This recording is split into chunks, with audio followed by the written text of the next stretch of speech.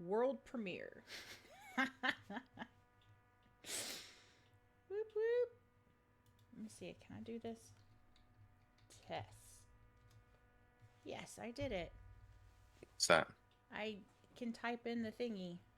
In the chat thingy. Oh, I can't see that because I haven't opened it yet. Sorry, I just put test. Oh, right, okay. Yeah, it's just I've got Twitch open. I just haven't actually enabled anything yet. You mean X? No, I said Twitch, not Twitter, you fool. Oh, that's right. They all mean the same thing to me. I mean, they kind of do. Oh, yeah, I can see it now. Cool. Did you like all the funny stuff I was typing? Did you see all the funny stuff I was typing? Yes. I responded to all of it. You, like, I did not hear. Were you talking? Because I didn't hear a voice at all. Did you not? No. Oh, you're fucking kidding me. No. Did I spend the entire stream muted? I think you did. Or at least when I showed up, it was muted. Okay, well, I spent the whole fucking stream muted then. Wonderful. I played 2.5 hours of Yakuza with no one able to hear me. Brilliant. I guess I know what's happened. Yeah, I've got the settings set on my headset from when I was playing Rebirth. Right. Yeah, fun. Right. Does that mean I'm gonna have to go back and replay the fucking opening 2 hours of that game again? No, just continue on with it. I'm going to, but yeah, that's an obvious shit show. It's alright, it's there for people to see. Yeah, exactly. I did wonder why people were dipping out. I would have said something had I known. I mean, yeah. But I thought no, I kept seeing all your things there. Oh, that means you missed out on me singing Bucky Matai then. Yes, I did. I didn't hear anything. Brilliant. Howdy, middle-aged gamer guy UK. Welcome to our stream. I'm out. No, I'm joking. How are you doing, mate?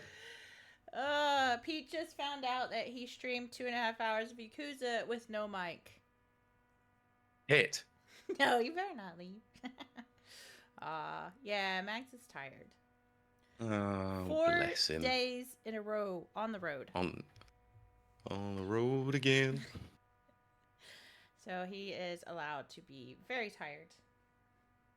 Yes. Did you post it in Max's Discord? No. Of course I did. What do you think I meant by Discord? I wasn't listening. I listened to 3 out of every 5 words. Hello, Danker. I'm going to start drinking. Of course you are.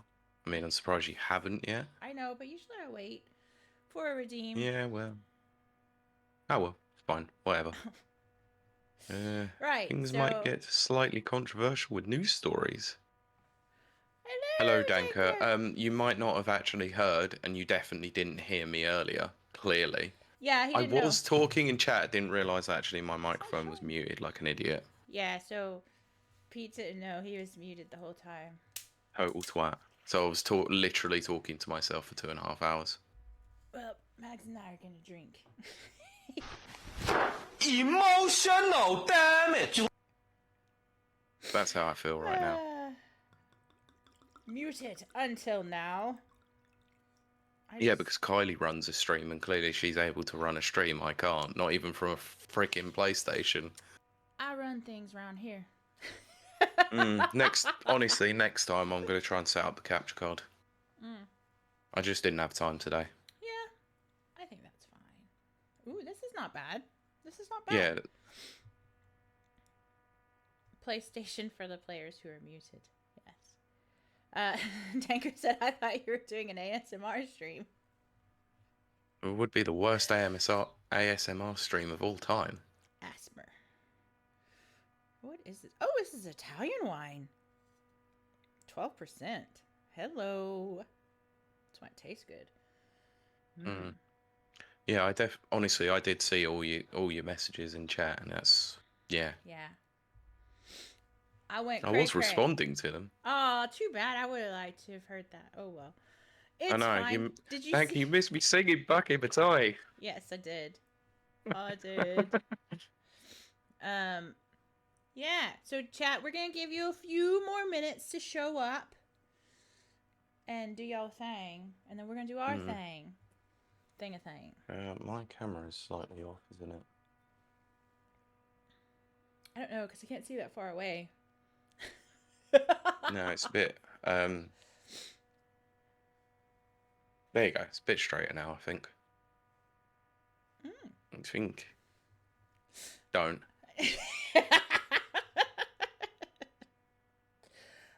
Yeah, we're not muting. We're not snoozing any ad breaks today because it only top load it or backload it. That's what she said. That's what she said. Well, you need to sort those ad breaks out though, because they are bad. You gotta remind me, because like once the stream goes off, I forget. True. I'll post something in the chat then. I mean, you can I can deal with that later. Okay. Danker says, well, I learned one thing. Steam Deck can't run Forza Horizon 3. Ooh. Weird. Speaking of ads. I mean, yeah. If you sub. But if you sub to the channel. I could make a joke, but I'm not going to. Mostly I'm going to get drunk. Nice. Because I need to. You don't need to. You want to. I need to. Oh, Sinjo! Of course he has. Here we go, Sinjo. This one's for you. This glass is for you. Oh, hey, Nana. Yes, 200. Can you believe it? Nah. And yet we've got an extra special episode of news. Oh, Sincho just subscribed. Thank you. Getting started Thank you. for 200. 200 more, I hope. Sub hype. Yes. I might have added. Try exclamation sub hype. I can't ever tell what commands I put in rapid reviews and what commands I put on Kiley Wilde. There might be a sub hype. Probably none of them. I bet I did. Let's find out. Woo! I did it! There you go. I did it! Awesome. I did a thing! All right, Jeremy Clarkson. I did a thing! Yay! I'm so glad that works! I love it when a plan comes together. Yay! So yes. 200 squared, yes. We'll see you at 400. I don't think we're getting there. Oh, don't say that, Pete. No, because we're going further than that. Okay, that's more like it. But, chat, before we launch into... Yeah, I'm just doing test. Very exciting. To what was I saying? Episode. Thank you. Words not work good in head, brain space. Oh, Max! Oh, yay! Max just subscribed. Hey. Yay! Oh my gosh. Okay, that's not a thing that's ever happened on Rapid Reviews.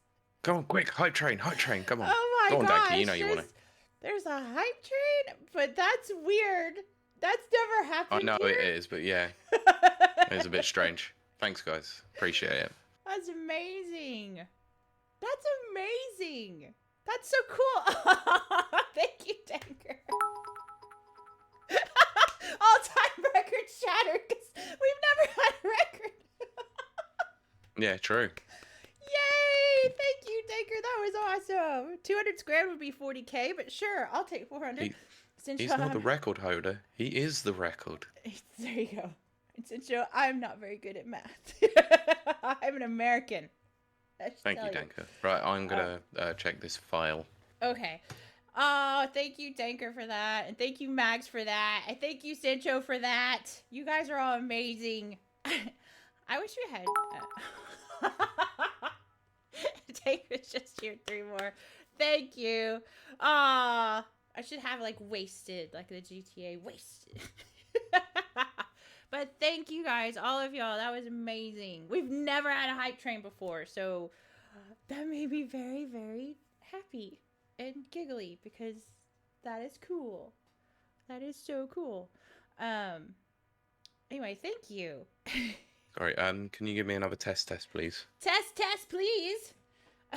Thank you. Test, please. Thanks. So Joe says, I'm not good at math either, and I develop software. Oh my goodness. Well, there you go. The computer does it for you. Oh my goodness. That is amazing. So thank you again, Sidjo, Middle-Aged Gamer Guy UK, Max, and Danker, because holy crap. Danker, 2 tests, just perfect knowledge. Oh, Sidjo says, I do not work at VW, however. Right. Yeah, don't work at VW. Sorry, I need another one. Another test. So this will be 3. Testy 1, 2, 3. Oh my goodness. Spectacles, testicles, wallet, and watch. Yes. Oh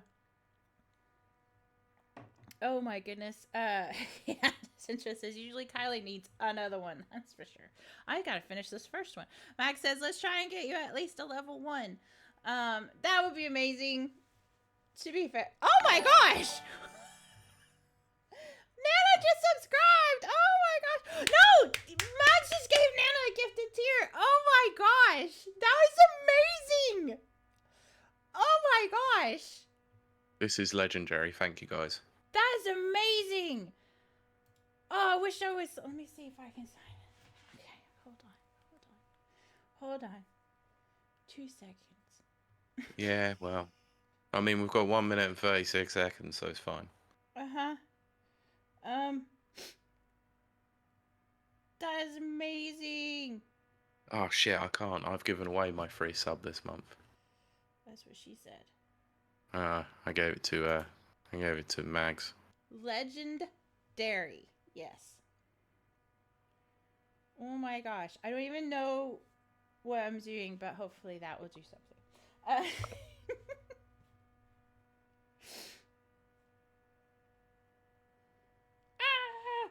Hey. Nice. Oh, we got the train. Nice work. Wow. I don't even have a sound effect for a hype train because we've never gotten a hype train. That's amazing. Fine, we'll take it anyway. All right. You have to get one. Hang on, wait. For it, you get this. Emotional damage. Well, thanks go out again to Cincho, Mags, Danker, and one Miss Kiley Wilde for getting us to the hype train. And Nana obviously got gifted a sub. And then Mags gifting Nana a sub. Yeah, of course. That was they amazing. all count. They all count. They're all precious in the eyes of the Lord. And thank you. Who's this Kylie Wilde you're talking about? I don't know. Who? I don't know. Yeah, some strange Let's just bear this in mind that working fraud. This technically is money laundering. I don't know anything about that. But thank you so much, my precious. Yes.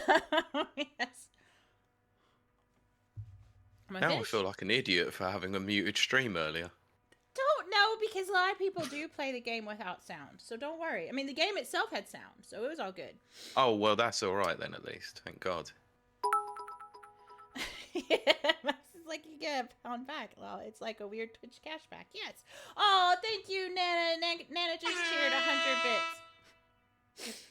bits. Tanker says, oh, damn. I missed the joke of saying that, then giving a bit. Now I'm going to do mine. For those who can actually hear it.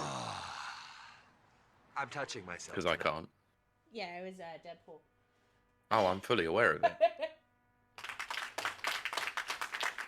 That one's applause. We do need to include something.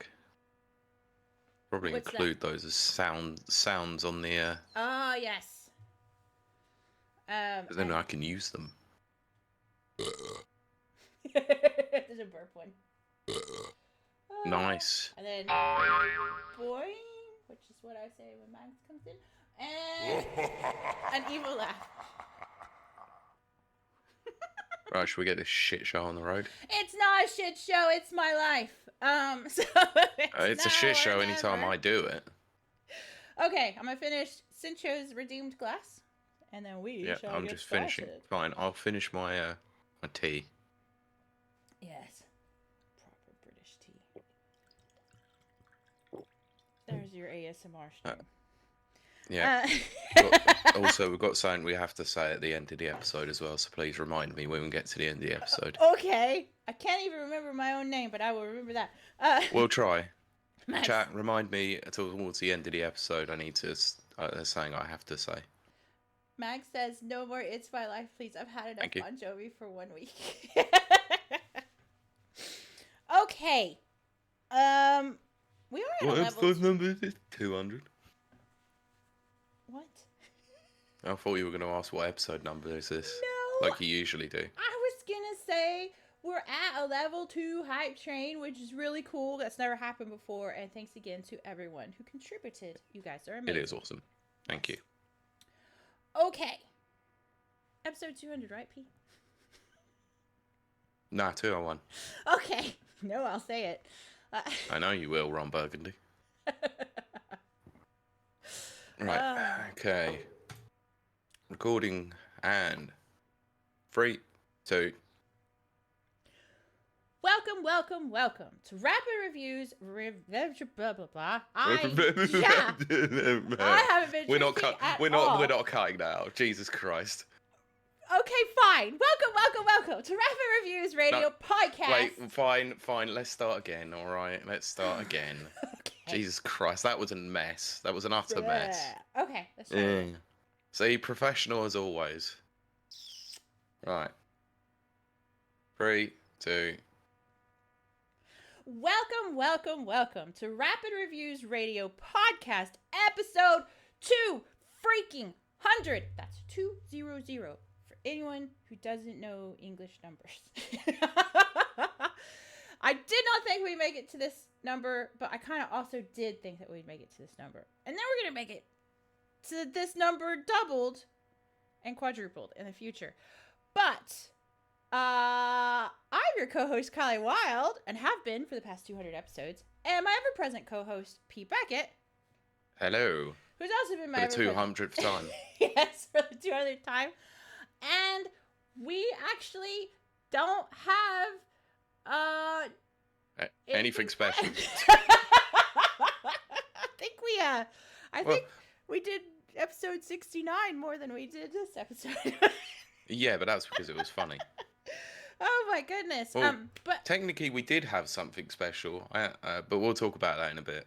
okay, well, I was gonna say we did at least start this episode. You guys don't know this if you're not following along at twitch.tv/rapid reviews, but we actually started this episode with a hype train, which has never happened before. So a lot of first here today. I'm not drunk. There's a first. That's a lie. I just lied to our lovely, lovely listeners and watchers. But, yes, exactly. Cincho says, but you have us. We're special, no? Max says, okay, in which case, see you next week. Bye. No, you're not going anywhere, mister. And then, yes. Get back in the basement. Whoop, Danker's just redeemed another glass of wine. It is a party course. time central episode, so you are missing a lot if you're not watching this over on Twitch, but it's okay if you can't. Oh my. Yeah, we got a hype train in mind. So, okay. I'm sorry, our lovely listeners. Yeah, remember this is a audio I know. podcast first and It is. foremost. It is. You are terrible with that. I am very terrible with that. Because I'm very visual, and I'm like, oh, squirrel. And I get distracted very easily. Yes, it is party time. Excellent. God, we could have totally done this like a Wayne's World episode. How though? Just do all the doodle doodle doodle, and you know all the different things. I mean that, but Party honestly, that time, requires planning excellent. and a conversation. I know. Two things of which I am not good at. But No. Cincho says, "Nah, this is mesmerizing Twitch chat time." Yes, This is what we're all about here on Rapid Reviews Oh, podcast. dear. Equality for our visual and auditory listeners. But no more playing around. Yes, it's always playing around here. I'm going to continue to drink my wine and turn this over to Pete, who's, I'm sure, got something so special planned for our 200th episode. Pete, what have you got planned? No, I forgot! I forgot our freaking intros! What? Yes. Okay! Back that up. Pete, how has your week been? God damn, my week has been busy. So busy. So I've been doing personal stuff this week, let's say. And I'm not going to go into details, but one of them was wedding related. Oh. So I don't want to talk about all of that sort of stuff yet. So, especially on the internet. Yeah, that makes sense. So yeah, I'll tell you about that, all that later on. Anyway. Right, okay. But yeah, other than that, it's just work's been busy. It's just been a busy week. But this week I did actually get to sit down and play some games. So let's talk about games, shall we? It's the gaming podcast, I guess. Yeah. So, so I actually picked. Well, I'm gonna start with the lightest topic first. I picked this up again for a few games the other day. It's still as mesmerizing and as brilliant as ever. Tetris 99. Oh, yes. I, too, am a fan of Tetris 99. I have not thought about that in about 2 years, though. No, I got massively addicted to that game for a long time, and I didn't really play it for ages, but Yeah. for some reason I just felt the urge to just play a couple of games. That was... I wonder why. It might have been because I watched the Tetris movie. Oh, yes. Which I still have not watched. Highly recommend. Very, very good. I actually was quite impressed with it. You know what I'm like with biopics. I'm not really overly sold on them. Yes. But actually, the story itself is so compelling, and the actors in it are very good. It made this. It's already a crazy story anyway, but it made it a little bit more compelling, and mostly because of the subject material. Right. But yeah, it's very highly entertaining. If you got Apple TV, I would recommend to give it a watch. Sweet. So yeah, that then led on to me playing a bit of Tetris. But hey, other than that, the main game that I played, and you can go and check this out on twitch.tv/rapid reviews, because a pre-200 show, Yeah. I played a muted Yakuza. No, the game itself had audio. Yes, the game had audio, which is good, but I was muted for the entire time, which was utterly stupid. Wow. You can blame my damn headset for that, because I was streaming off the PS5. But yeah, I was playing Yakuza 0, so the journey has started. I've played through the first chapter. Admittedly, I'd already played the first chapter before and went, "Oh, I really like this. I'm going to carry on, but another time." So I wanted to own the games themselves. So I originally played it on Xbox. This time I'm playing them on PlayStation. Yeah, the game is absolutely fantastic even already, but the intro is incredibly slow and drawn out. But it is building. It's building up the story. It's building up Kazuma Kiryu as a character, and his, where he sits in the Yakuza at the time of the game is set, which is in 1988. Oh, right. And obviously, for those who knew, because Zero had come out many years after the fact when Yakuza started as a series, this is a prequel as such. Yeah, it's an interesting one. Seeing Kiryu quite young, a bit more reckless, and a bit more sort of learning where he is from. It's quite interesting. But I'm interested to see where it goes, because outside of this, I don't know what happens now. So next time, I'm going to make sure you guys can actually hear me. So yeah, I did say, because I was muted at the time. Yeah, I know. It's just They're both stupid getting chat. me. I'm gonna read Sorry? that. Both of them are getting me in chat, and I'm going to read it. But go ahead. Yeah, I'm fully aware of it. Yeah, it's yeah, I was trying to say in the chat, obviously, or on the stream, but nobody could obviously No. hear me. that I do really enjoy the Yakuza series from what I've played of it so far. So it'll be interesting to see where it all goes. But yeah, I don't know when it's going to continue because it's dependent on my free time. Right. And there's not many days of free time in the next few months. Yeah, that makes But sense. I'll try my best to be on as much, to carry on with it as much as possible. I think that would be good.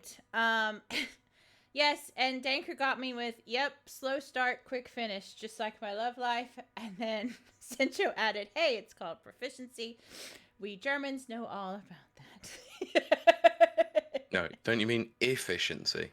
Oh, good. Okay, Not well, there you go. yeah, I know. Well, both. Right, Kylie, how's your week been, and have you been playing things? I actually don't think I've played much. Normally on Fridays, Mags and I play something. Currently, it's Suicide Squad. But he's been away working. I have been working, but not that hard. It's normal working. Brilliant. And so I'm trying to run through my head. I did look at. I played Fallout New Vegas, but I mean, come on, I always play Fallout New Vegas. That's not really. Yeah, no surprises there. Yeah, I did watch some people play JoJo's Bizarre Adventure fighting game because they were watching they were watching the anime and they're like, oh, let's try that. So I just watched. I was like, okay, cool, whatever. So was that the remake of it or the remaster? Sorry. I don't know because I don't know enough about it. But I knew that. Here's what I thought was odd, and I did want to say this to Pete, but I guess Sincho as well. It had where you could remap the buttons, which I assume is normal in fighting games. Completely normal. But there weren't enough buttons for the stuff they had available. Does that make sense? What I'm trying to say? Like, What do you mean? there were I'm more not sure. options. Oh, that Like taunting and stuff like that. Okay, it depends on how they're playing. Depends on how much, like, how they're playing the game. So obviously, if you're playing on a fight stick, you only have usually 6 to 8 buttons available to you. Okay. So some of them, yeah, like Senjo said, some of them are shortcuts. Some of them are, yeah. Some games have a dedicated grab button, or you can use 2 inputs for it. Because I did think of both you and Sincho when I was watching this, trying to pick up, because I don't know that much about fighting games. This looked like, first of all, graphically, it looked exactly like the anime, so I couldn't, like, say anything against that. Yeah, the Capcom game really captured the sense and feel of the JoJo's game anime. I will say this. I gotta say this the right way. There's a character who is paralyzed. Mm-hmm. In a fighting game. Interesting concept. Yes. And that's all I will say about that. So we will quickly move on. But it did make for a very interesting fight round. I mean, bearing in mind that some games have characters that has a grab character. I think it's BlazBlue actually has a grab-based character that uses magnets. So yeah. Well, there you go. I got a cough. Hold on. My wine went down the wrong pipe. But outside of some messing around with some Fallout, I didn't really do much. I did start watching Hannibal again. Of course you did. For the 6th time. It's been a kind of boring and quiet weekend. Fair. What? I said that's fair. Yeah. Sometimes you need a nice quiet weekend. I mean entire week. But anyway, yeah, I'm running through my head just to be sure. Yeah, no, that's it. Yeah, fine. So that leads us on to our next segment. Bum-ba-da-dum. Pete, what are we going to talk about today on our 200th episode, which is amazing? Boo-boo-boo-boo. Shall we talk the internet being an utter shit show this week? But it always is, Pete. True. So let's carry on then, shall we? Someone redeem another glass of wine. Let's start as we mean to go on. Shall we cover news that's closer to home a little bit first? Sure. Okay, well this one was popping off in a certain Discord earlier on in the week, and sorry Mags, this might get you annoyed. Player One reportedly lays off staff, closes down Insomnia Game Festival. Oh, well. Oh, darn. I'll have to do my own. I think that wouldn't upset Mags because he also is talking about that. Well, uh, I think I think what I can gather from earlier on in the week is that he had a bit of a rant on a stream about it, maybe. No, that was EGX. Oh, okay. Well, EGX then. Sorry, I've been busy this week. I couldn't exactly.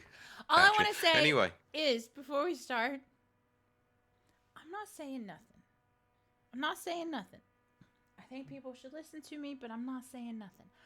I've not had a good thing to say about Insomnia for the last 3 years. I'm just saying, but nobody listens to me. Yeah, shall we cover that in a minute, or actually read the story first? Yes, do that. So, Player One Events has reportedly laid off an unknown number of staff, believed to be the majority of the company, and shut down long-running UK video games event Insomnia Gaming Festival. Yeah. Esports News UK reported that several former employees of Player One Events have shared news of redundancies online. So they told GamesIndustry.biz the layoffs included the entire sales and marketing team. Yeah. Some suggesting the company itself has shut down. Based on what I was doing at the time, trying to look for information on this. Yeah, they've not updated any socials for like months, so it would show that there's been a bit of a problem there for quite a while in terms of communication. Well, Max says, I did massively rant about EGX, but said how sad I am for Player One and Insomnia. But the people who own it have screwed everyone. Well, we might be getting to that in a minute anyway, so... so shut down. We've also heard Insomnia will not return. GamesIndustry.biz was reaching out for comments, yet to receive a response. So, in case you haven't realised, this comes from Games Industry, the source itself. So they also Esports UK or News UK also reported that all but one of the company's directors have resigned over the past 9 years, mostly within the last 5. Wow. Bloody hell, this is someone actually going in. On the company's house listing for Supernova Events and Esports Limited, which encompasses Player One, only co-founder and CEO Paul Wedgwood is an active director. Wow. He was appointed to the role in April of 2024, the same day that the financial controller Nicole Avery and group CFO Christopher Sharp, the 2 remaining directors, resigned. Now that's journalism right there. Well, finally, GamesIndustry.biz have actually done something useful, which is good. The last Insomnia gaming event, IE72, took place between March 28th and April 1st. Esports News UK has told that some contractors and freelancers who work this event have yet to be paid. Yes. Which is the biggest deal in my mind. And Mags, of course, said exactly what you said. There was an official email from the head of Player One who also got laid off. Everyone has been laid off. No one is left. Danger says, does question how the UK gaming presentation scene is going to look in 5 years. All the independents are going to thrive. I have a lot to say about that. I'm not carrying... Well, let's just... I'll just carry on with the rest of the news story anyway. So... it's unclear what the layoffs and the shutdown of Insomnia means for Player One. Organised events such as RuneFest. So RuneFest was due to return September 7th to 8th on 2024. An additional 1,000 tickets were due to be made available on May 15th. But the company announced the day before via social media that it was postponing ticket sales due to unforeseen circumstances, such as your company being shut down. More than 70 Insomnia events have run over the past 25 years. The shows took place primarily at Birmingham NEC and were the biggest independent esports events on the calendar. So Insomnia was started by Multiplay, which was acquired by UK retailer. Who do you think? Go for it, Pete. Kylie? I've drank a lot. I don't know. Tell me. Game. Who's actually out of business, so. Which are owned by Sports Direct. Oh, I keep forgetting that. Yeah, and the events division was later rebranded to Player One Events. Yeah. Anyway, Insomnia's collapse leaves EGX and WSD as the UK's main consumer shows. Sorry, no, that doesn't include Timeless. Yeah, I'd say timeless and format. Or format. And EGX is a no. Boo, boo, boo, boo on Yeah, that. anyway. WASD took place in April in London, obviously, and EGX is co-locating with MCM Comic Con in October. But yeah, if you want to hear more thoughts about that particular one, go and check out Mags's Twitter. Yes. Or the chat where he says FEGX. Yes. I like Yes. that. And yes, he did do Anyway, a rant that continue. has been clipped. He's done a rant that's been clipped on his channel. And he's done a rant here. A very famous rant. He did. It was great and glorious. Watch my Not face. long after the fact that happened. Yeah, but watch my face when you watch that. But I do want to talk about that. Not that. I think everyone knows how that ended up. But anyway, no, I want to talk about gaming events. Because I think let's not deny it. The lockdown messed up live events. It did. Yep. We lost E3 because of that. Not necessarily. I will absolutely concede that it was on its way out, but I think, and I've said this many times on this show, that the lockdown was the final nail in that coffin. Yeah, okay, agreed. It was definitely not going the right way. Right. But that is I'm trying to ignore chat for a second so I can get through this. Yeah, please do. Yes. But that was very indicative of what was coming on the horizon. And what was coming on the horizon is live events have changed. We're in a completely different world now. Because things like the Nintendo Direct, the Xbox Showcase, or is it PlayStation Showcase, Xbox? State of Play for PlayStation, the Xbox Showcase, or I forget all the little subheadings. Developer Direct, or whatever it's called for Xbox. I mean, they can put that on themselves, they can put it online, and boom, there you go. But people, humans, will always love in-person events, especially if there's free stuff. So that left something like WASD, which we all attended, wide open to succeed. And I would say very much that it did succeed. It features more indie games, obviously, and it was a better format where you could just walk around and play games and stuff like that. Whereas Insomnia is esports. And nothing against esports. Esports is a very niche area. I mean, I would say that, yeah, you and Cincho are, and then Brent, if he was around. You guys are more of our esports guys, but that's still very niche. It's not something. Yeah. I did a whole episode where I trashed Insomnia. Obviously, it was Insomnia Ireland.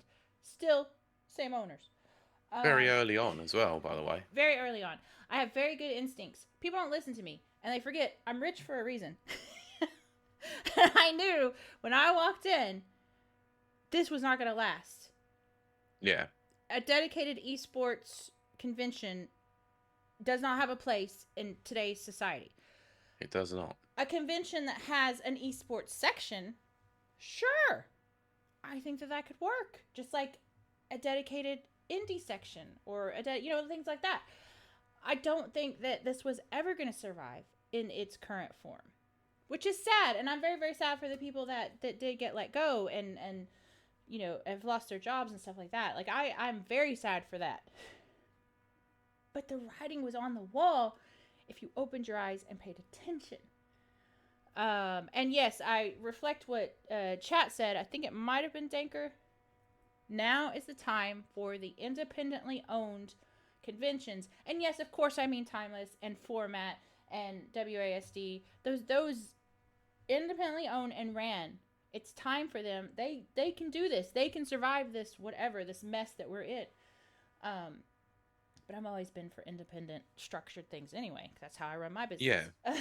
But I agree, but also what this does do, this is now frees up the potential, and who knows whether or not they'll decide to go with it, because AAA developers and all that, we've seen kind of a problem with them recently. Yes, and the gaming market itself. but actually it might see them maybe potentially try and set up another thing that, another event for solely dedicated to AAA games. But you never know. It's probably not likely to happen. Here's what I think. Oh, dadgummit, stupid ad breaks are gonna happen. Fine. Here's what I think. Could you do a AAA gaming convention like the old days? No. I don't think so. Because as we've seen, and probably for at least the next 2 years, again, I have fabulous business instincts. You have to listen to me. The next 2 years are going to suck for AAA. I might even stretch it to 3 years, but I know for the next 2 years for sure. I called this way back when, and I'm calling it now. So a gaming convention that focuses solely on AAA games, there's no place in it, no place for it right now as things are. I'm not saying it's off the table forever, but right now is the time for indies. And actually, Ben, who is a member of Mags' chat, but he's also a developer, he actually made a very good point that I've been mulling over, which is what constitutes an indie studio nowadays. Because it's an interesting debate at the moment because Dave the Diver is technically a quote-unquote indie game, but it's funded by a multi-billion-dollar corporation. But, okay, Sincho says, I'm sure that the World Cup esports event in Saudi Arabia with 60 or whatnot millions on the line will be big on independence. It'll be massive on human rights corruption. Oh, that's true. I bet, though, they don't make their money back. Probably unlikely. I don't think they'll make their money back. But the problem is, it's the Saudi. That's a big call for me, but I don't. It's the PIF though. Like they're willing to spend billions because they have billions available to them just to get a small chance of market share, and that's it. Which is why they're currently funding SNK and companies like that. I'm on this soapbox that I've been on a million other times, and I do apologize, but this is my bread and butter here. We're talking about the last couple of years, corporations, especially gaming corporations, and I mean Microsoft's Xbox division, Sony's PlayStation division, whatever, Tencent, all of that. They have thought that throwing money against the wall at problems was going to solve the problem. Money is not always the answer. Does money help? Yes. Oh my gosh, I'm here to tell you money helps so much. Is money the complete answer? No, you can invest hundreds of thousands, millions. But if you're not getting that back, you've invested a waste. You've done nothing. You've accomplished nothing. Sure. And I think that is the hard lesson that they've had to learn these last 2 years. And I still believe, which I've said again, and I'll say it again. I've said before, and I'll say it again now. With the way things are going now, the bubble has burst. We are going to get higher quality games. Because we've had shit. Oh, frick. You got to beep that out. No, you carry on. I don't. Look, the reins are off. It's 200. I don't care anymore. Okay, we've had crap quality games. Let's not lie. Let's not kid ourselves. We've had crap quality AAA games for the last 18 months. That's because corporations have been throwing money at it. They've been making games by corporation, by committee. Now that the whole everything's on the line, we're going to finally, I think we as a consumer are going to benefit. We're going to get higher quality games, which is then going to translate, we're going to get better conventions. Because it will have better quality. And I do think, as I said before, it's the indies' time to shine. Yes, we're still back on what constitutes an indie. I know Bungie, before they were bought by Sony, was considered an indie studio. I know it can get kind of dodgy. Who's indie, who's not. I think there needs to be a clear distinction. There is a difference between indie and independent. Right. And to be fair, because of who I am, I'm always going to support independent. Yeah. I don't like being a slave to advertisers or shareholders or anything like that. I'm strongly independent. All of my businesses are fiercely independent. They're, don't get me started. That'll be hours of business, boring business talk. I am not a slave to the advertisement. I am not. But having said all of that, I actually think, it sounds negative. I know it sounds negative. hearing what Pete has just said, hearing all the nonsense I just spewed, I actually think that this is a net positive for gamers, for the consumer. I really, really do. I think we're going to see the quality go up in the next couple of years. I think we're going to see more independent conventions come around. And I mean that in a good way. I don't mean that in like they're going to be competing against each other. No. Okay.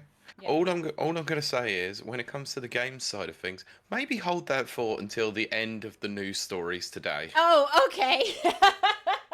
Maybe hold that thought. We'll get to that in a bit. All right, let me read chat very quickly and we'll move on. Sure. Because I get on my soapbox. I can't help it. But Centra says almost no esports event makes money. You know how I learned that? I used to watch the Overwatch, the original Overwatch finals, Overwatch championships, Overwatch League. Back when I cared about Overwatch, the amount of money that oh frick, I forgot. I just blanked out. I've drank too much wine. The company Blizzard. The amount of money that Blizzard put into the Overwatch finals was ridiculous. The lights, the set pieces, the everything. I just remember watching and I was like, are they really making this much money back? No, they weren't. And unfortunately, as we see, it all collapsed and died. Let's see. It's all a BS bubble. Exactly. Esports equals Street Fighter 5 launch. Yes. Daker says here. And then it just says, give me that ET remaster in 2027. Again, nobody's ever asked for, but hey, let's carry on. Don't forget, I've said this before, I need to show it on air. I might have showed it on air. I have one of the ET cartridges from the landfill. Nice. Yes. Bueno, Brent! Hello! Howdy, Brent. Anyway, yeah. Speaking of things that people don't care about, I don't care, I'm going to say it. Summer Games Fest has confirmed a lineup of over 55 partners. Okay, but you gotta give Jeff Kiley some props for doing this, from just carrying on the face of adversity. Yeah, okay, fair enough. Yeah, he's still going despite the fact that people keep telling him to stop. He's adorable. I can't help it. Max says Pete's face says it all. I know. Anyway, so yeah, I'll read through the story whilst Kylie redeems her glass of wine. I am. Yeah, right. Okay. Yeah, so the initial partner lineup for Summer Games Fest 2024 has been announced. 55 companies set to participate in the related activities were confirmed on Thursday, with more to be revealed at a later date. So, shall we just... I can't be asked to talk about when it's happening, because sod that, you can all find that out anyway. So let's just actually talk about some of the partners that are there. And then I'll have some thoughts, maybe, and I'll let Kylie have some thoughts. I'll have plenty of thoughts. Anyway, so Amazon Games, Annapurna, Arc Games, Atari, Bandai Namco, Blumhouse Games, Capcom, Dare the Devs, Deep Silver, Devolver Digital, Discord, Dolby, okay, interesting. EA, Embark, Epic, Focus, Funcom, MiHoYoverse, I Am 8-Bit, Indie Angels, Inner Sloth, Iron Mace, Giamma Games, Level Infinite, Magic the Gathering. Interesting. Meta, NCSoft, NetEase, Netflix Games, Nexon, Niantic, PlayOn, PlayStation, Pocket Pair, Private Division. Oh, well, no, Private Division are fine. It's just Take-Two, isn't it? So, Razer, Recreate Games, Riot Games. Riot Games. I like Riot Games. Yeah, but they've got terrible practices. Anyway, S Games, Samsung Gaming Hub, Season Games, Sega, SNK, PIF, Steam, Sunblink, Supercell, Thunderful Games, I like that. Time Ice Studio Games, Torn Banner, Ubisoft, Uncapped, WB, and Xbox. Now, Pete, you have to admit that's more than last year. Yes. He's great. He's doing it. He's every year he's got more and more. Yes. Right. Well, let's take this into account then, shall we? Okay. Xbox. Yes. They're just doing a showcase on the 9th, aren't they? Yes. But now he's claiming that their showcase is going to be part of Summer Games Fest, which is not true. It's Well, Microsoft doing their own thing, and he's like, "Look, it falls into that period." yeah, but it's But he's Microsoft. co-opted it to some But are degree. they associating with Summer's Game Fest? Who knows? I bet they will. Yeah. Anyway, we'll see on that one. But yeah, it's just Yeah, they are. I don't know. Let's be honest. I think he's Yeah. trying, and admittedly, he's seen the gap in the market where Yes. E3 has That's what I disappeared. want to talk The about. fact that he was involved in E3 means that he clearly saw the writing was on the wall, decided to separate Yes. and do his own thing. I've got all manner of respect for doing your own thing. It's just I'm wondering about how many Doritos commercials are going to be Okay. thrown in the middle of all of Okay. this. Okay. Can I get back up on my soapbox yet? Yes. Okay. Okay. So here's the thing. I am all about people rising up and, as Pete says, filling a gap in the market. That's what she said. Yes, Jeff Kiley, I have a lot of respect for. We know this. I think he's adorable. He goes about it a bit differently than I would, but I have a lot of capital. He does not have a lot of capital, so he relies on sponsors.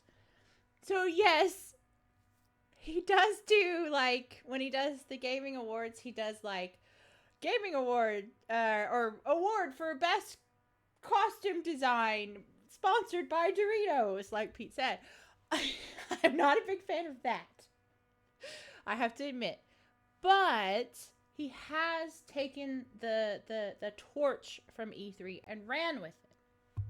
But where I start to get on my soapbox is this. Humans, as a species, I know that there's a lot of us that are introverts. Don't get me wrong. I know most gamers are introverts. I really do understand that. And my heart goes out to introverts who want to stay at home and not be bothered. Absolutely. Mm-hmm. But there's a whole lot of us that really love in-person events. Yeah, some of us WASD is who a do. perfect example. I enjoy in-person events. Yes. Now, some of us, we need a group to be a part of to do in-person events. Yes, 100%.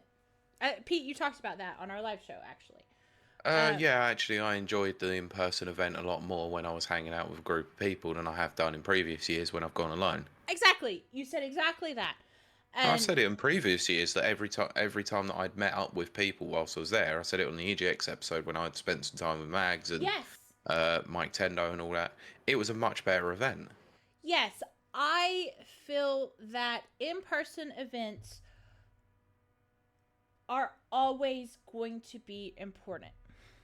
I think that Summer's Game Fest is a good stopgap between losing E3 and whatever's coming next. And so I do kind of applaud Jeff Kiley for this.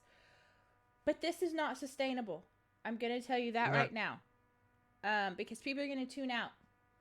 Your hardcore people, they do tune into the Nintendo Directs. They do turn into the showcases. They do turn into the state of play.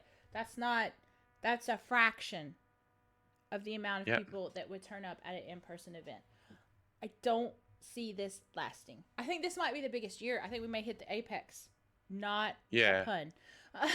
We may hit the apex this year. And then we need to transition. Yeah, I agree, but I think this is the problem that people have been having with this, is that people were announcing showcases. So obviously I didn't include it in the news, but Nintendo announced that they've basically got a showcase in June at some point. Right. And he might end up turning around and going, this is part of Summer Games Fest. It was especially prevalent the first 2 years where he was like, this is part of Summer Games Fest. And it was trying to build hype, and it was like, it didn't work. The Ubisoft one is in June, like it says at the bottom of the article. And Max just and who knows whether or not it's... Yeah, I know. That's why I mentioned it. Oh, yeah. So it's... who knows whether or not they've actually technically partnered with it. It's just Jeff Keighley might turn around and say it's been co-opted by Summer Games Fest because it happens to fall within the period.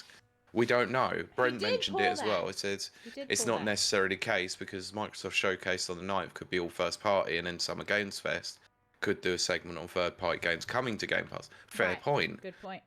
But that doesn't necessarily mean, that is directly associated with Summer Games. So it's just they've thrown them a bone, let's say. I do find it very interesting because Pete and I are old enough to remember this, what I'm about to say. Nana says, to be fair, they have had an in-person element. It's just for press, only like E3 was. Yep. When E3 started, for a good 15, 20 years, it was press only. Press only. I still remember sitting at my old computer watching the presentation for BioShock. It wasn't released yet, but it was like the behind-the-scenes BioShock that was released at E3. And it was, all about the water effects and stuff. That was very new. A lot of y'all can't relate to that, but that was very new at the time. But I remember just being like, oh my gosh, we're allowed to see this, all this kind of stuff. And then over the intervening years, they started to allow the public to come in. And that's when E3 really took off. They kind of messed up when they had that whole information leak where they leaked everyone's Didn't name. help themselves, but also Sony's last ever appearance at E3 didn't help them either. Exactly. Hello, Mike Tindo. Happy 200th episode. Thank you so much. It's mostly me being on a soapbox. So far, but later on it might change. It might change. Yes. So all I'm here to say is this, and yes, I will let Pete continue, but I just think that in-person events are coming back. They're maybe not, this is not the year, because the actual game releases have been quite not Crap. Yeah, okay, crap. They've been crap. They've been crap. Let's not argue. It's been crap.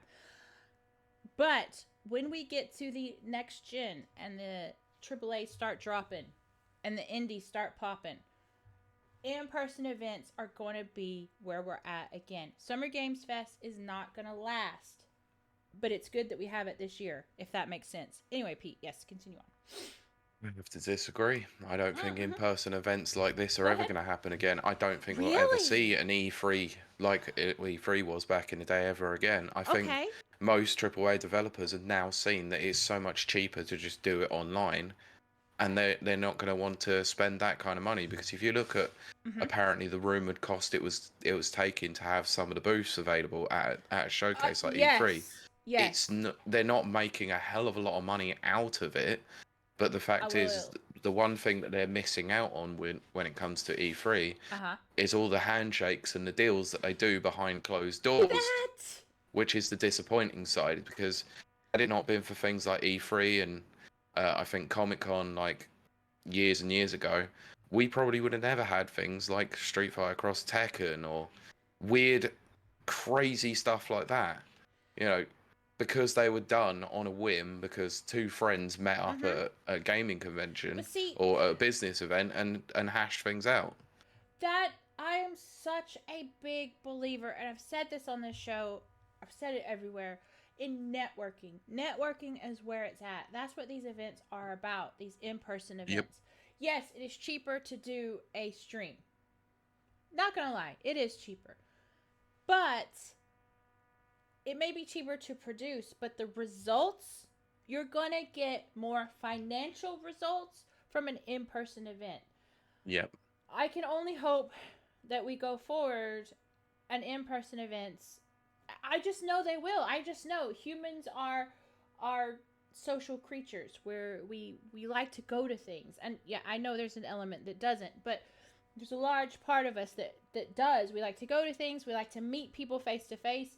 I've had meetings with people on Teams or whatever, the Microsoft Teams or whatever, and it's cool. It's fine. It is not the same as sitting at a coffee shop brainstorming with that same person and making plans and making ideas and, blah, blah, blah. In-person events, I think, have a place, and I think they're going to come back. I really do. Mike Tindo said, oh, wow, Nintendo isn't going to be at Gamescom this year, apparently. Apparently, yeah. Gamescom is where I was going to go next. That's my go-to of a successful in-person event. Exactly. Mike says, in-person events get people playing these games and talking about them. Exactly. That's what happened at WASD. Since just these in-person events, because because I say words funny. Yes. but exactly, like, there was a actually I think it was on Mag's show. The last people he had, Sleepy Time Village. He had the devs on his show on Tuesday. They said something that I strongly felt was happening. They were doing live feedback as people played the games. It was almost like beta testing in a way. They were getting live feedback from the people, and they implemented that. That's what these in-person events are about. It's cool, yeah. Yeah, I think the in-person, I do keep saying in-person. Thank you, Cincho. In-person events, I do think they're going to come back. And boy, howdy, am I going to be ready for it. Okay. But yes. Right. Shall we move on? I think we've let you be on your soapbox more than enough. Because I think I might have to take you off that soapbox for a minute to let you go back on it in a minute. Okay, here we go. Just step down for a moment. I'll step down and drink my wine. Open your ears and listen to this. Uh-oh, my worst thing. But go ahead. Amazon Prime's Video has placed a series order for Tomb Raider. Oh, okay. With an adaptation from Phoebe Waller-Bridge. Oh, we knew about this already. did we? But it's been officially confirmed. Anyway, Have I blanked that out?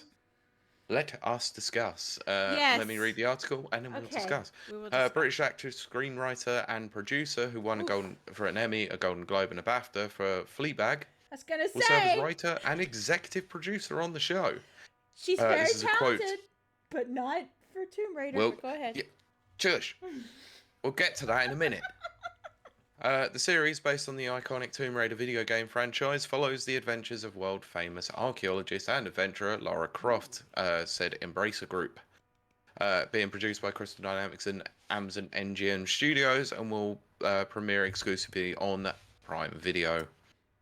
So, Waller-Bridge has said via Deadline, if I could tell my teenage self this was happening, I think she would explode. Tomb Raider has been a huge part of my life, and I feel incredibly privileged to bring it to television with such passionate collaborators. Lara Croft means a lot to me, as she does to many, and I can't wait to go on this adventure, bats and all.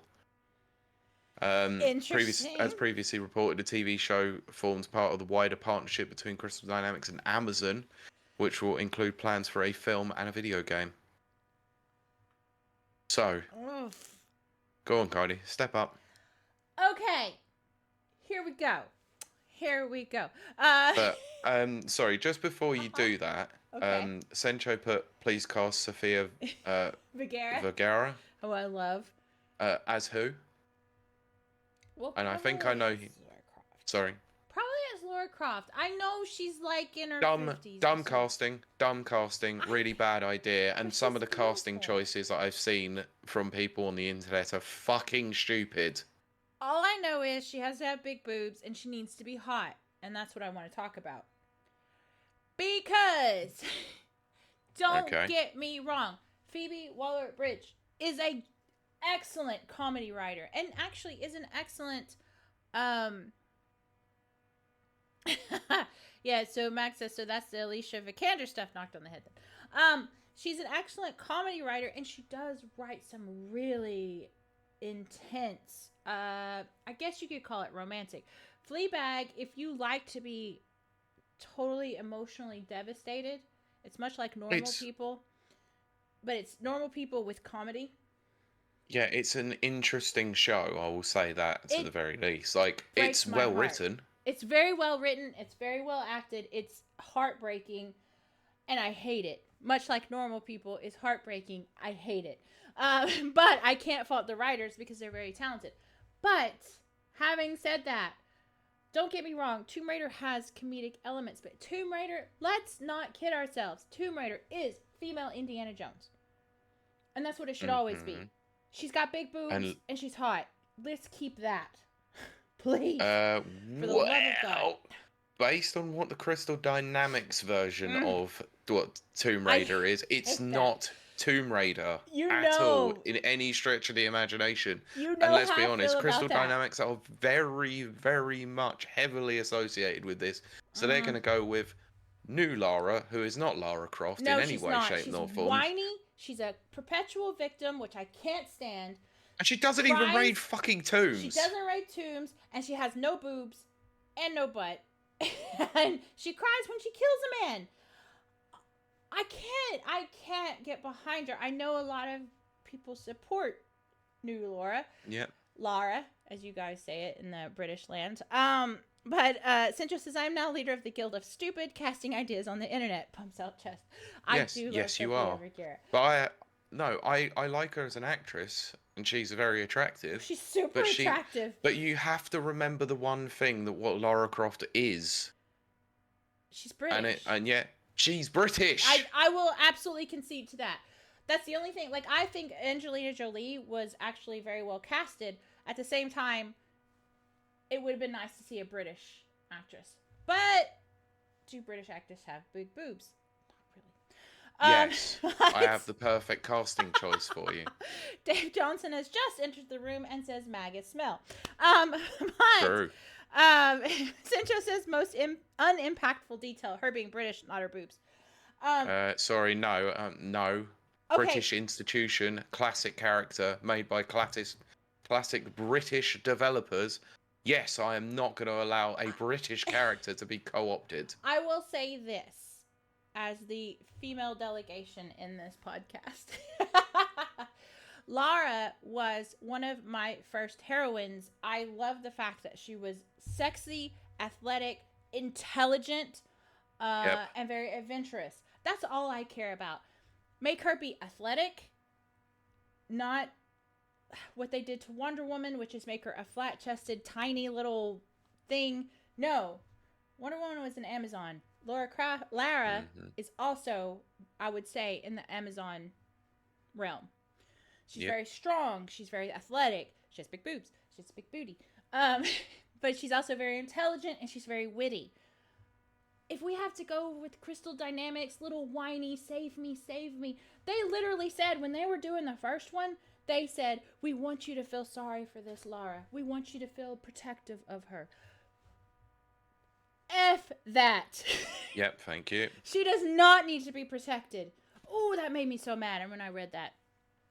Yep, and Nano's called me out. Who would you cast then? Okay, who would you cast? And I have the cast, perfect casting choice. Okay. British, intelligent, attractive, does action movies. Hayley Atwell. I don't know who that is. Tell me who that is again. She was the one who played Captain Carter. In what? Oh, yes! Yes! 100%. I'm backing Pete on this. Yes. I love that series. That is an excellent example. Yes. I'm going to agree with you there, Pete. Dave says Lara is also a witch because she has unlimited bullets. This Correct. is true. I do love that aspect. Centra says, all I need is a scene where she slowly walks to a ledge, then jumps back half a square and takes a run to jump. Yes. Yes, we need it. And then Nana said Peggy Carter. Exactly. That would be a good choice. I'm 100% on board with that. She's a little short, but I don't care about that. Shortness, I don't care. I think the fact that she's done Mission Impossible now shows that she's got action movie chops more than anything as well.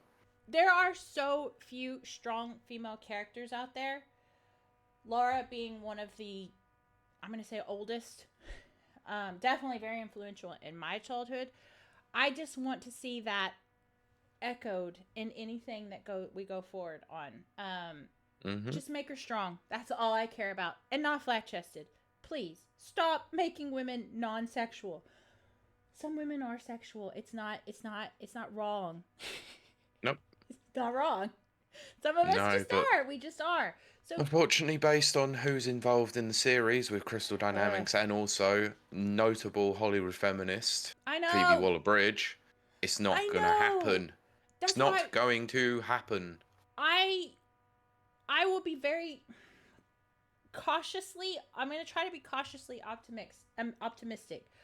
I do like her writing style. I absolutely do not think it's a fit for Lara Croft. I do not think it's a fit for Tomb Raider.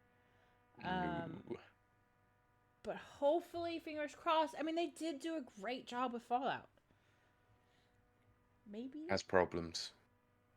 Has so many problems. I But mean- anyway, I mean, it's good. It's a good show, but it's full of Oh, problems. Max, I'm not reading that one out loud.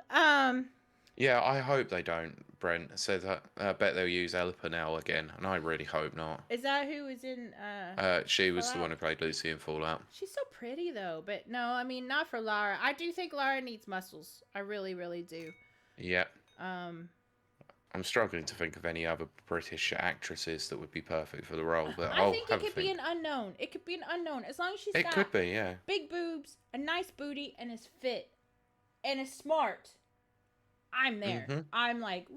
But that's where I had the problem with Elisa Vikander I one. know. Like, she Yes. bulked up well for the role. She looked very athletic and toned, but she's did. just tiny. She's tiny, and that's why, again, I'm reiterating here. Angelina Jolie, I actually like the first one, but she's not British. Yeah. No, that was the only downside to it, but at least it was campy and a bit ridiculous. Sincho Okay, is so you trolling. want a plank He's plank trolling. of wood to play Lara Croft. He's trolling. Sencho. Pete. Yeah, I'm fully aware. For Okay, anyone who, right, for shall our we- listeners, he said they should cast Daisy Ridley. But I am not reading the conversation Yeah, I know. between Dave and Right, shall we carry on talking about the UK? Okay, go ahead. Put me on UK another government says there's no legal requirement for games to remain playable. What? Okay, we're about to go into let ads. me delve into this. Let me delve into. I don't care about, like, we're an audio podcast. Let's get on with this. I'm not doing the whole and waiting another minute and a half of crap. So, UK government has said that games companies have, quote, no legal requirement in UK law compelling them to support older products. Okay. This comes in response to the Stop Killing Games campaign, which saw a petition calling for provisions in UK law to protect older games reach 10,000 signatures. So, to those who don't know anything about UK petitions and stuff like that, Right. they have to get a minimum of 10,000 signatures for a discussion to be had within Parliament about something like this. Anyway, so a statement from the Department of Culture, Media and Sports, the CMS, said, consumers should be aware that there is no requirement in UK law compelling software companies and providers to support older versions of their operating systems, software, or connected products. There may be occasions where companies make commercial decisions based on the high running costs of maintaining older servers for video games that have declining user bases. The DCMS did state, however, that the companies operating in the UK are still beholden to consumer law.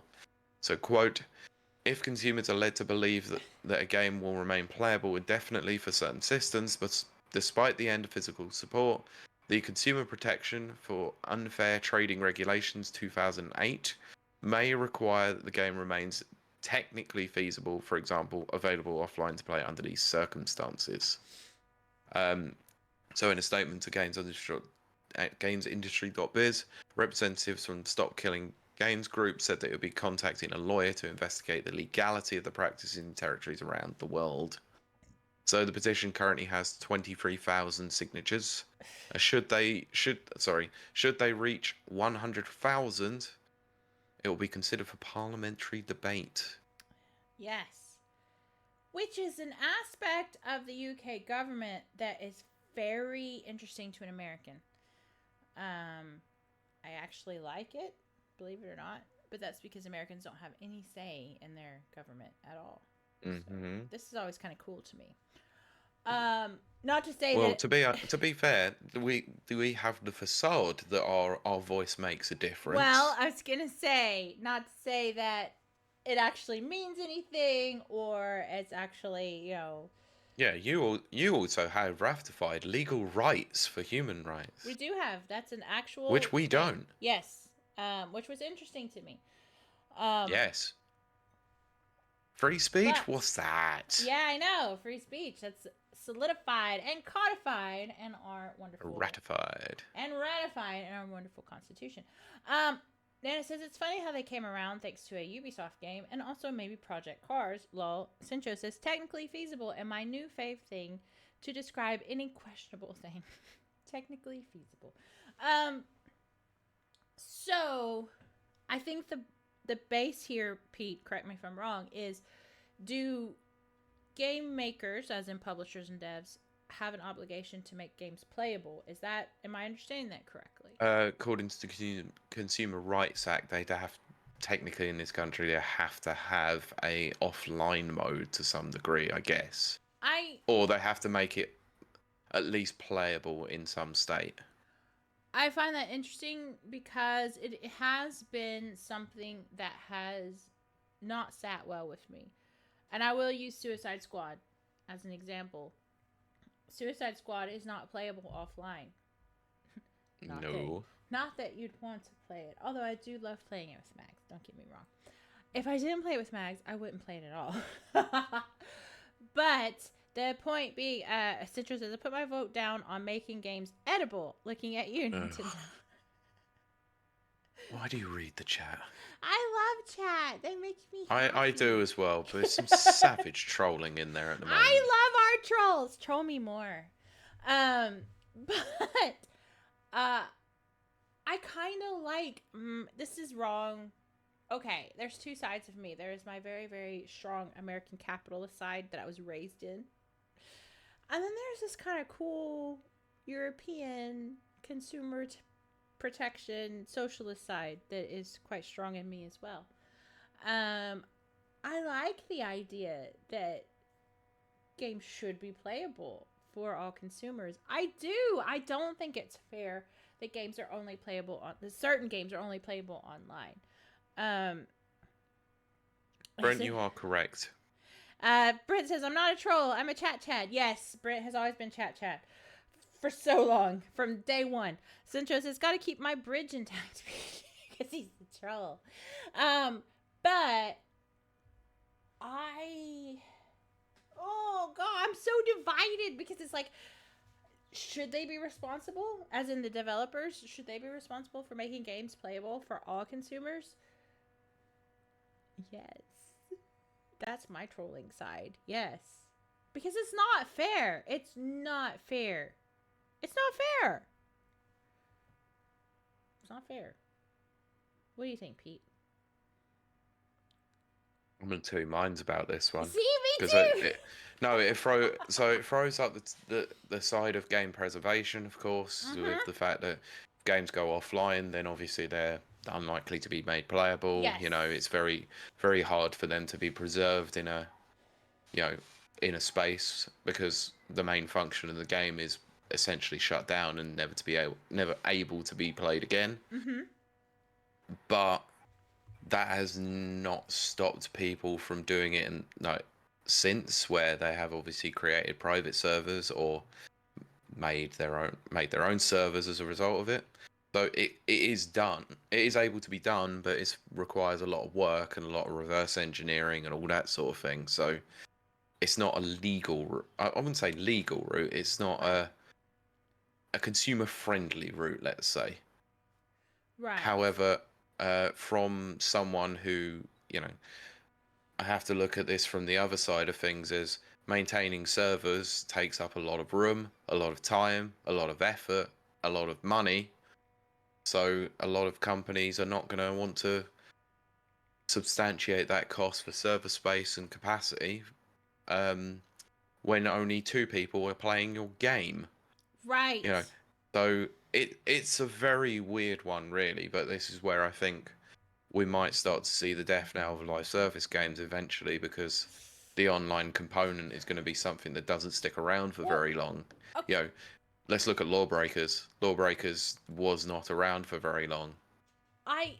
Good point, actually. So here's my thing. When I played Destiny 2, I love that it was live service.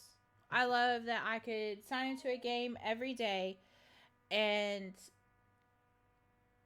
do my daily tasks, head towards a goal. I had a battle pass, blah, blah, blah. I absolutely adored that aspect. And then my character kept growing, as I leveled up or whatever. I got, it sounds cheesy, but I got close to my character, that kind of thing. Yeah, I know what you mean. Suicide Squad, I hate and detest that I have to be online constantly and grinding constantly and working for it constantly. So Yep. I'm not 100% sure if I like live service games or I don't. I think I like live service games if it is a continuously evolving story, if that makes sense. Yeah, I think the Destiny route actually did it quite well. I think they've done Where it the best. they have obviously evolved the story over many, many years. Obviously, people would look at that and go, yeah, but the cost of each expansion is quite a lot of money. It can be, but it is usually not the last few expansions, but usually it is an actual like full game. You do get a full Yeah. game. Whereas this battle pass on Suicide Squad, yikes, is all I have to say about that. I It's mean, the not. game was crappy as is anyway, but you know, in my opinion. It's got okay points. They should have never made it live service, hands down.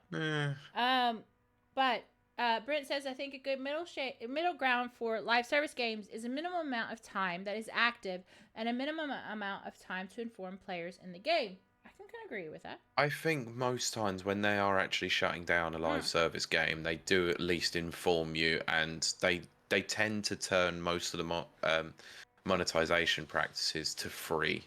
They did it with Mighty Doom recently, didn't they? Where yes, they did. They obviously, yeah. Yeah, that's free from till it shuts down in I think August. Cincho says, "What do we do with live service games in 50 years though?" That's the thing. There still has to be. Just read the chat. I'll be back in a sec. Okay, there still has to be an endpoint.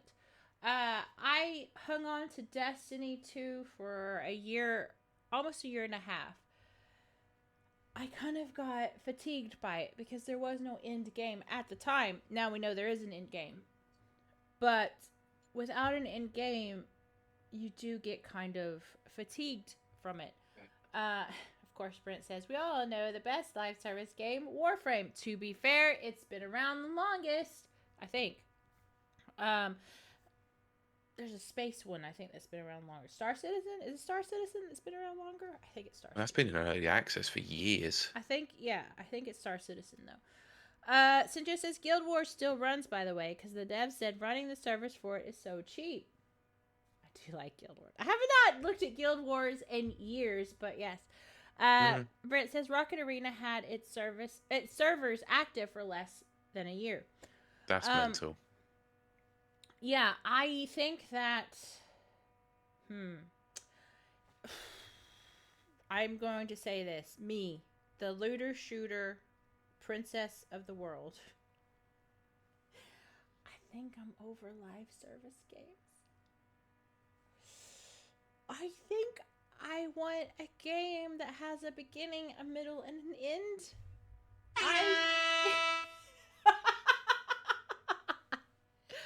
Yes, we did it, guys. We won. I said it. Me, the looter shooter extraordinaire. I do. I think I'm over it.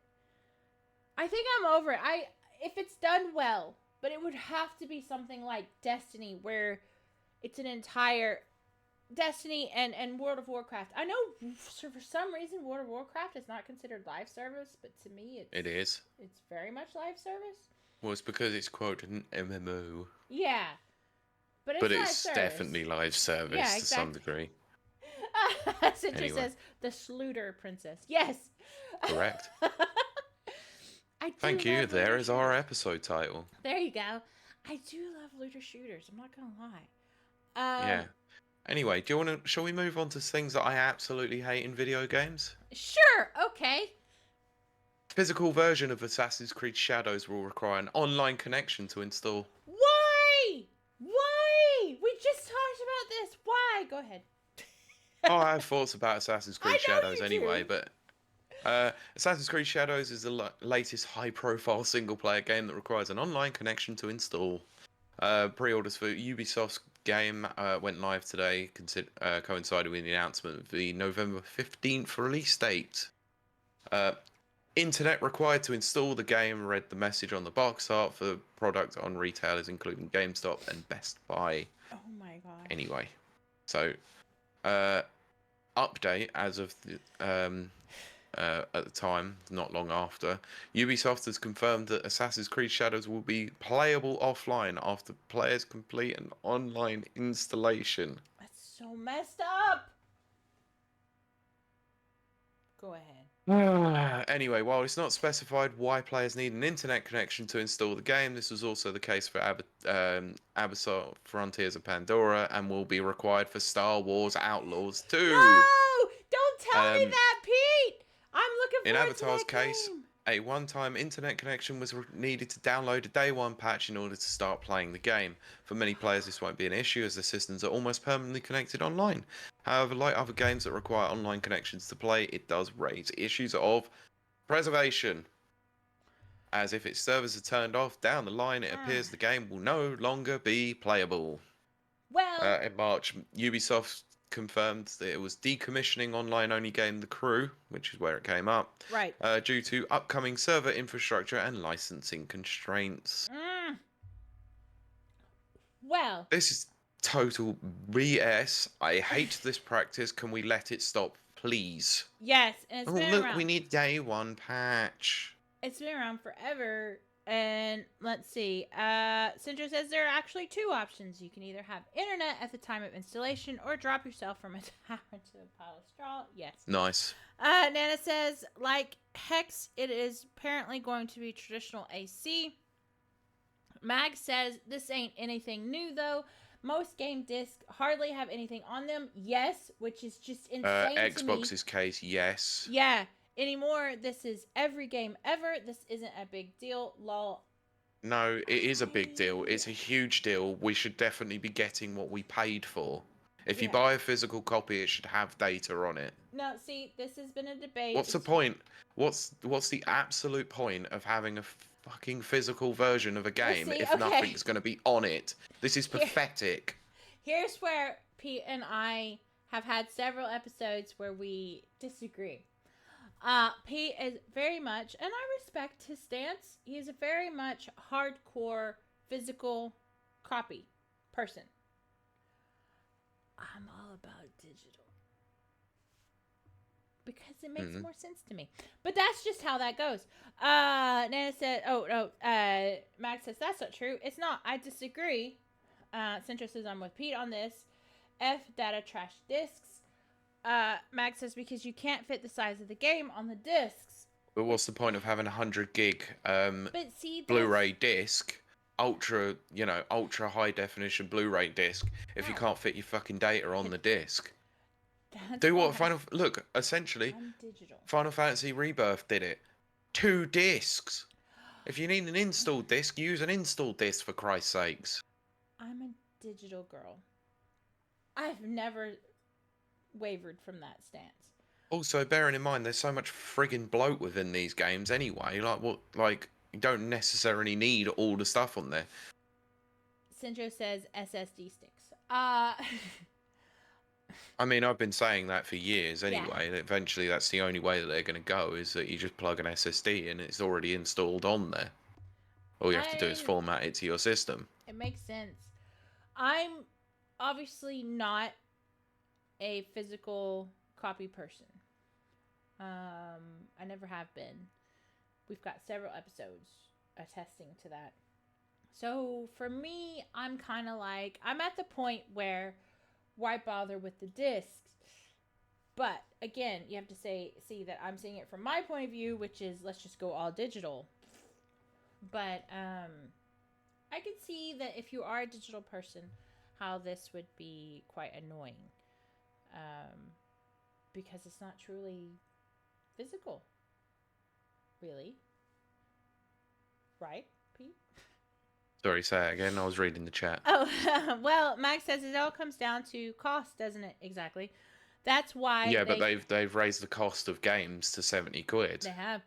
That's why they can't be arsed to do it. But boo-hoo, you need an internet connection to download a game. You need an internet connection for anything these days. No big deal, in my opinion. You don't. Not when it comes to Nintendo consoles, because you can just play the game straight off the cartridge. Dead air, please. And also, it's the idea of having a DRM check-in for a single-player game that shouldn't require it. It's absolute nonsense. Never like DRM check-ins. But that's the problem. It's just adding this extra layer of nonsense to make sure that you are playing a verified official copy of the game. Yeah, I Right. get the reason behind it is protecting their intellectual property. But clearly, if you bought a physical version of the game, then where else have you got it from? Sinjo says, I didn't buy a physical copy in like 15 years, but I think if there are discs, they should contain the base game on it without having to have a connection or whatever. Now, I do agree with that. If you're going to release a physical copy, it should have the game. I'm just not a physical copy person. I'm a digital copy person. Yeah. And then Max says, yeah, but this ain't coming to Switch, is it? No, it's not coming to Switch, but that's not the point. It shouldn't be necessarily a thing of because this ain't coming to a platform. It shouldn't be like this. It's absolutely I know the comment that you're laughing at. Read it. Sincho is quoting the Diablo guy. You're like, don't you guys have phones? I remember that news thing quite well. Nana says, like, people forgot that GT2 had to be re-released. It might come to Switch too. I would bet you $100 million that I don't have, by the way, that Switch 2 or Pro Switch or whatever, it's going to be online only. I don't think you're going to have a lot of physical copies on the new Switch. I think you will still, because actually Nintendo does somewhat care about game preservation. Every single console they've done, apart from the Switch, has had a component of backwards compatibility to it. I genuinely hope so. I do. It's always bothered me that Lion Jim Ryan said that nobody cares about old games. That's Nonsense. never sat well with me. Max says we'll have to massively disagree on this one, Pete. But hey, this is what makes this show so much fun. Yes. Yeah, because everyone has a great opinion. Except Dave. This is where we can go. We will agree to disagree. Let's shake hands and walk away and say we're not going to agree on this one. That is fine. Spirit of debate and all, and I like it. I love rapid reviews. There's nothing wrong with that at all.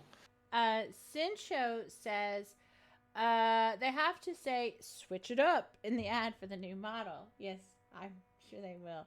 Guys, I kid you not. The first time I saw the Switch ad, and I'm talking about way back. 2016. Yeah.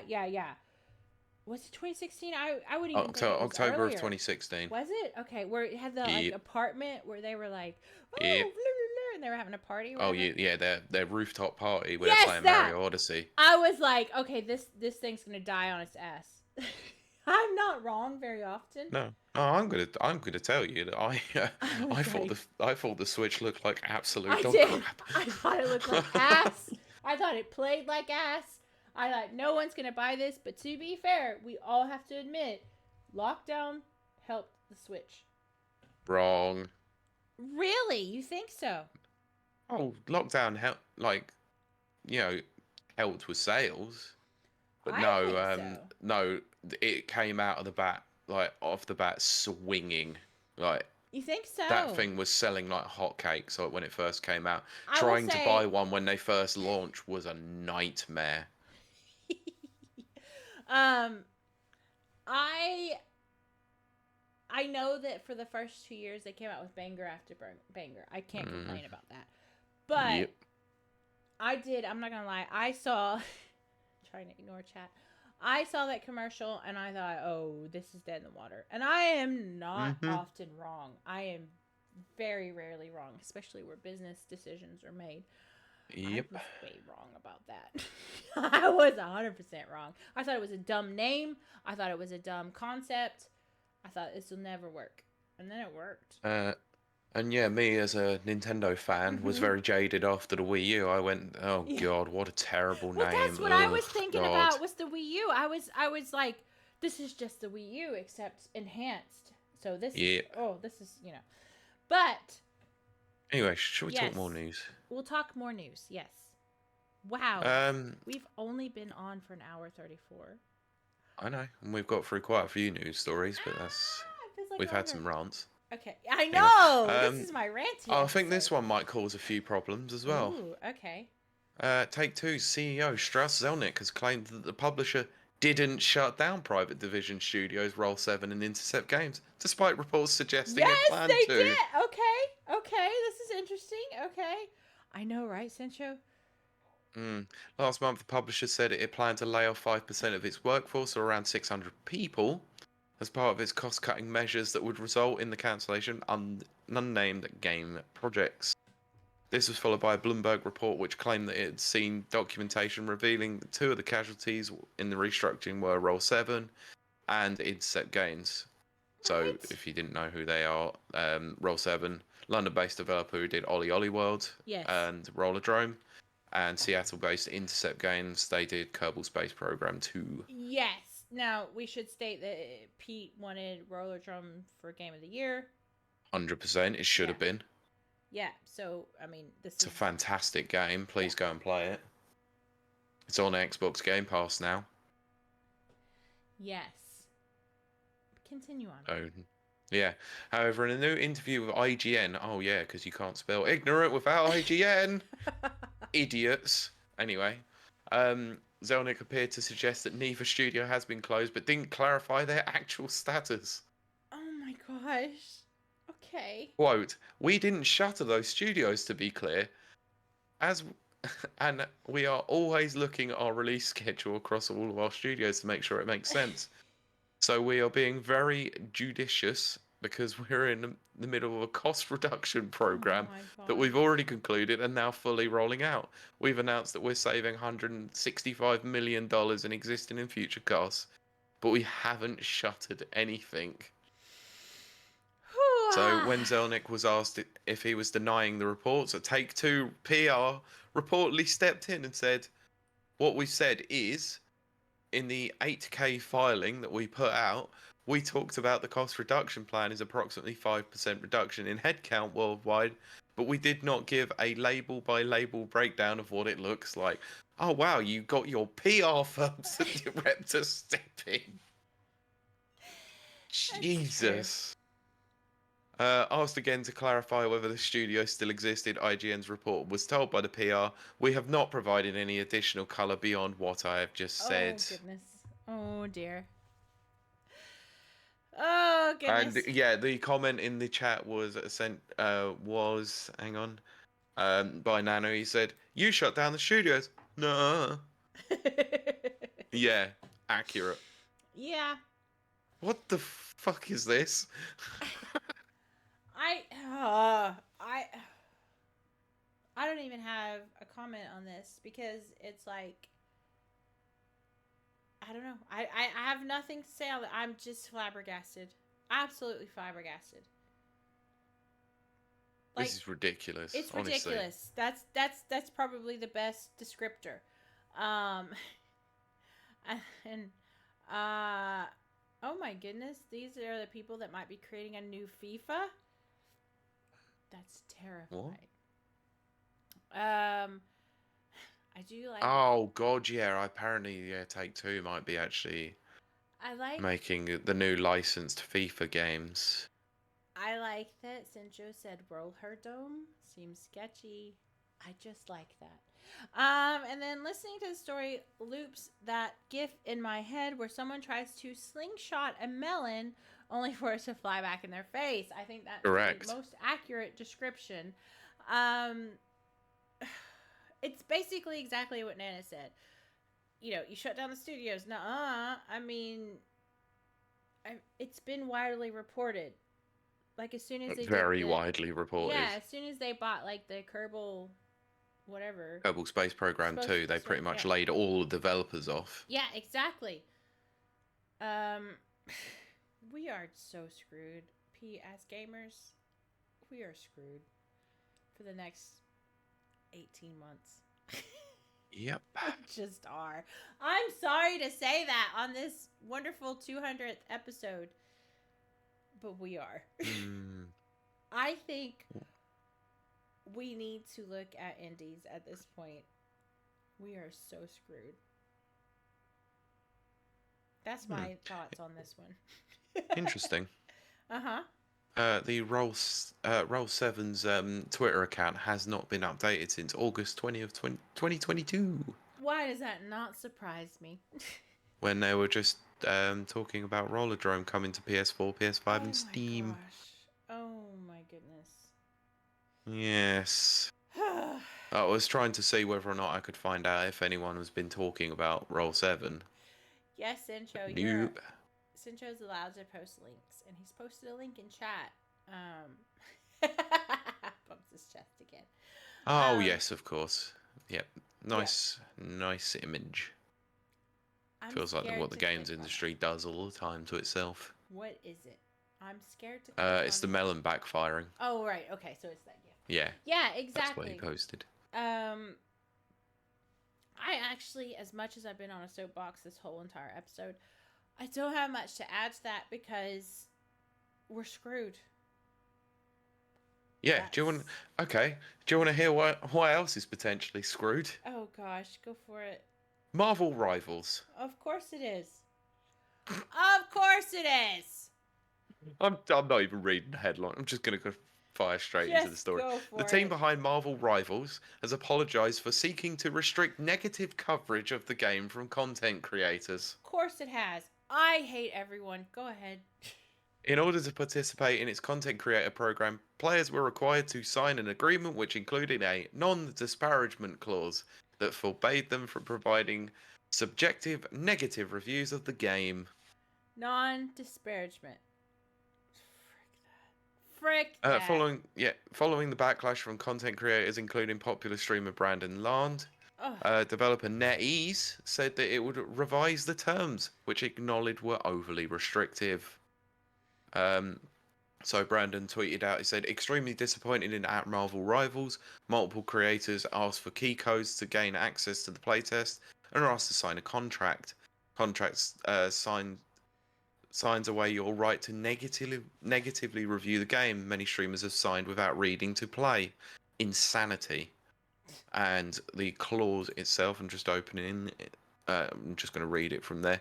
2.1 non-disparagement. The content creator agrees to not make any public statements or engage in discussions that are detrimental to the reputation of the game. This includes, but is not limited to, making disparaging or satirical comments about any game-related material, such as game features, characters, or music, engaging in malicious comparisons with competitors or belittling the gameplay or differences of Marvel Rivals, or providing subjective negative reviews of the game. So, reading on to the story, there was a quote from a statement from was attributed by the team who made Marvel Rivals. We would like to take this opportunity to address the concerns we've seen. Regarding the agreement terms of content creator programs, and above all, we would like to apologize for any unpleasant experiences or doubts caused by the miscommunication of these terms. Oh my content creator The content creator program is a small-scale project that aims to aid in the production of incredible content by supporting creators through giving them more resources. We actively encourage creators to share their honest thoughts, suggestions, and criticisms as they play. All feedback, positive and negative, ultimately helps us craft the best experience for ourselves and the players. We sincerely apologize for the confusion, suspicion, and frustration caused by these excessively restrictive terms, and thank you all. Thank you for sharing with us. We cherish and appreciate every suggestion given by our players and always respect your feedback. No, they don't.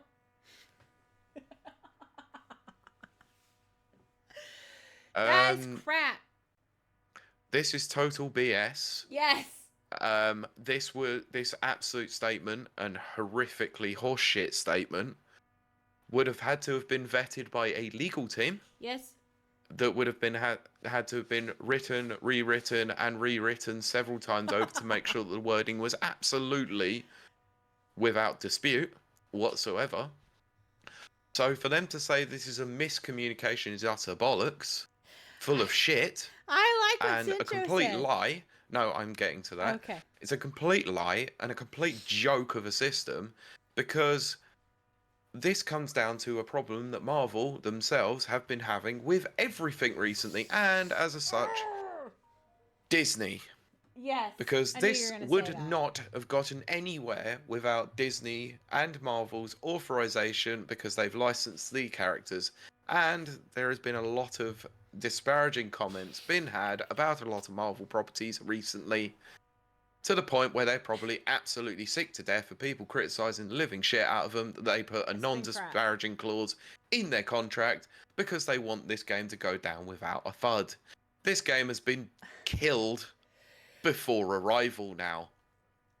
And do you know what the biggest problem with this is? What? According to the content creators who've actually played this game, and What? believe what you will of this because of the non-disparagement clause, apparently the game's actually fun. Well, So why did they need this clause? that makes me angry, actually, for a lot of reasons. Mostly because I'm an American and I believe in free speech. So I don't like this non-disparagement clause. I hate it. I hate everything about it. And I do like what Cincho says, which is the must communication of these terms. Because, yes. I just let a game go on its merits. If it sucks, it sucks. It's still going to sell, but it sucks. If it doesn't suck, great. I think the best example. Fantastic. Well, I think the blah blah blah blah. The best example of this is Alone in the Dark. Is that the right name? Yes. It's a good game, but it's got a lot of problems. Mm-hmm. It would be a good game if it didn't have the problems. If they had released a non-disparagement clause, I would not even go near that game. Does that make sense? Yep.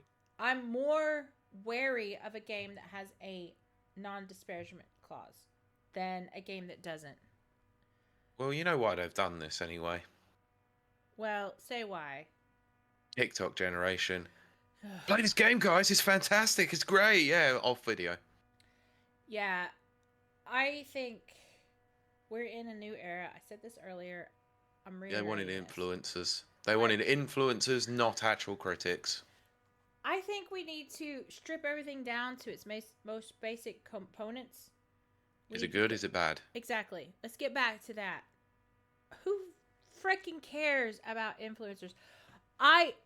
This is crazy because Pete and I are reviewers. Most of y'all probably don't know that, but we are actually game reviewers outside of this. I don't listen to game reviewers. No, most of them are annoying. Yeah, it probably seems ironic. If there's a game that I want to play, I might watch a Let's Play of it. Yes, because I love Let's Players on YouTube. And I might stream something on Twitch because I do like to watch streamers on Twitch. But I will play it because I want to play it. Citrus says, Marvel rivals enter the influencer. Exactly. No one on this planet is going to tell me if I like something or if I don't. That's just how I roll. Like, no one influences me. I know that most people aren't like that, but I think if we could just go back to, is it good? Is it not good? Do I want to play this? Do I not want to play this? Yeah. Who effing cares I think freaking influencers? Yeah, I think the problem is that the lines have been blurred so many times over the years because apparently a 7 out of 10 game is a bad game these days. So what the hell are they even thinking? The scoring structure even is a joke anyway. Yeah. But then you also have many notable examples over the years of, oh, this game got a 6 out of 10 on IGN, but that reviewer got fired because they had a deal with them. And I can't remember the game that it was for, but that happened. And it was stupid. It was like that reviewer gave an honest thought, and because they were getting money from this company, they yeeted him out of the company. It was really unfair. Now, you have to be of a certain age to remember this. Pete, I think you will remember this. Kane and Lynch. That's the game. That was the game. Yes. That was the game that happened for. They gave it a high score. I think they gave it like an 8 out of 10 or something like that. And I want to say it was IGN. I might be wrong. I thought they gave it like a 6 or a 7, No, actually. no, they gave it a way Oh, high okay. score. And it was a piece of crap game. Okay. Riddled with bugs. Riddled with... It was a...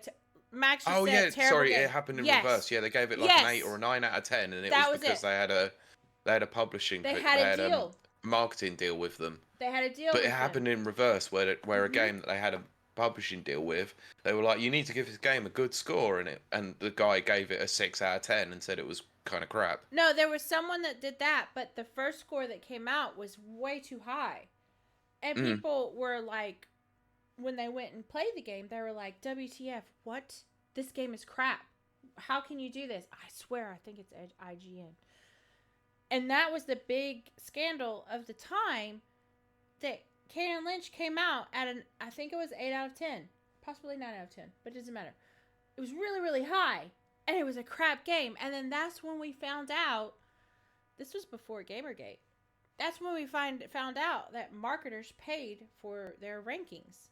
And we all became very disillusioned with reviewers at that time. And then, of course, Gamergate happened, and that made us even more disillusioned with reviewers. And now here we are, a generation later, a generation that doesn't remember Kane and Lynch, that doesn't remember the Depression game and Gamergate. But they do have TikTok and Instagram and all this kind of stuff. It sounds terrible what I'm about to say, but I don't think you should rely on reviewers. Yes, we're reviewers. But my opinion of a game doesn't mean that you're Differs gonna from like yours. it. Yeah.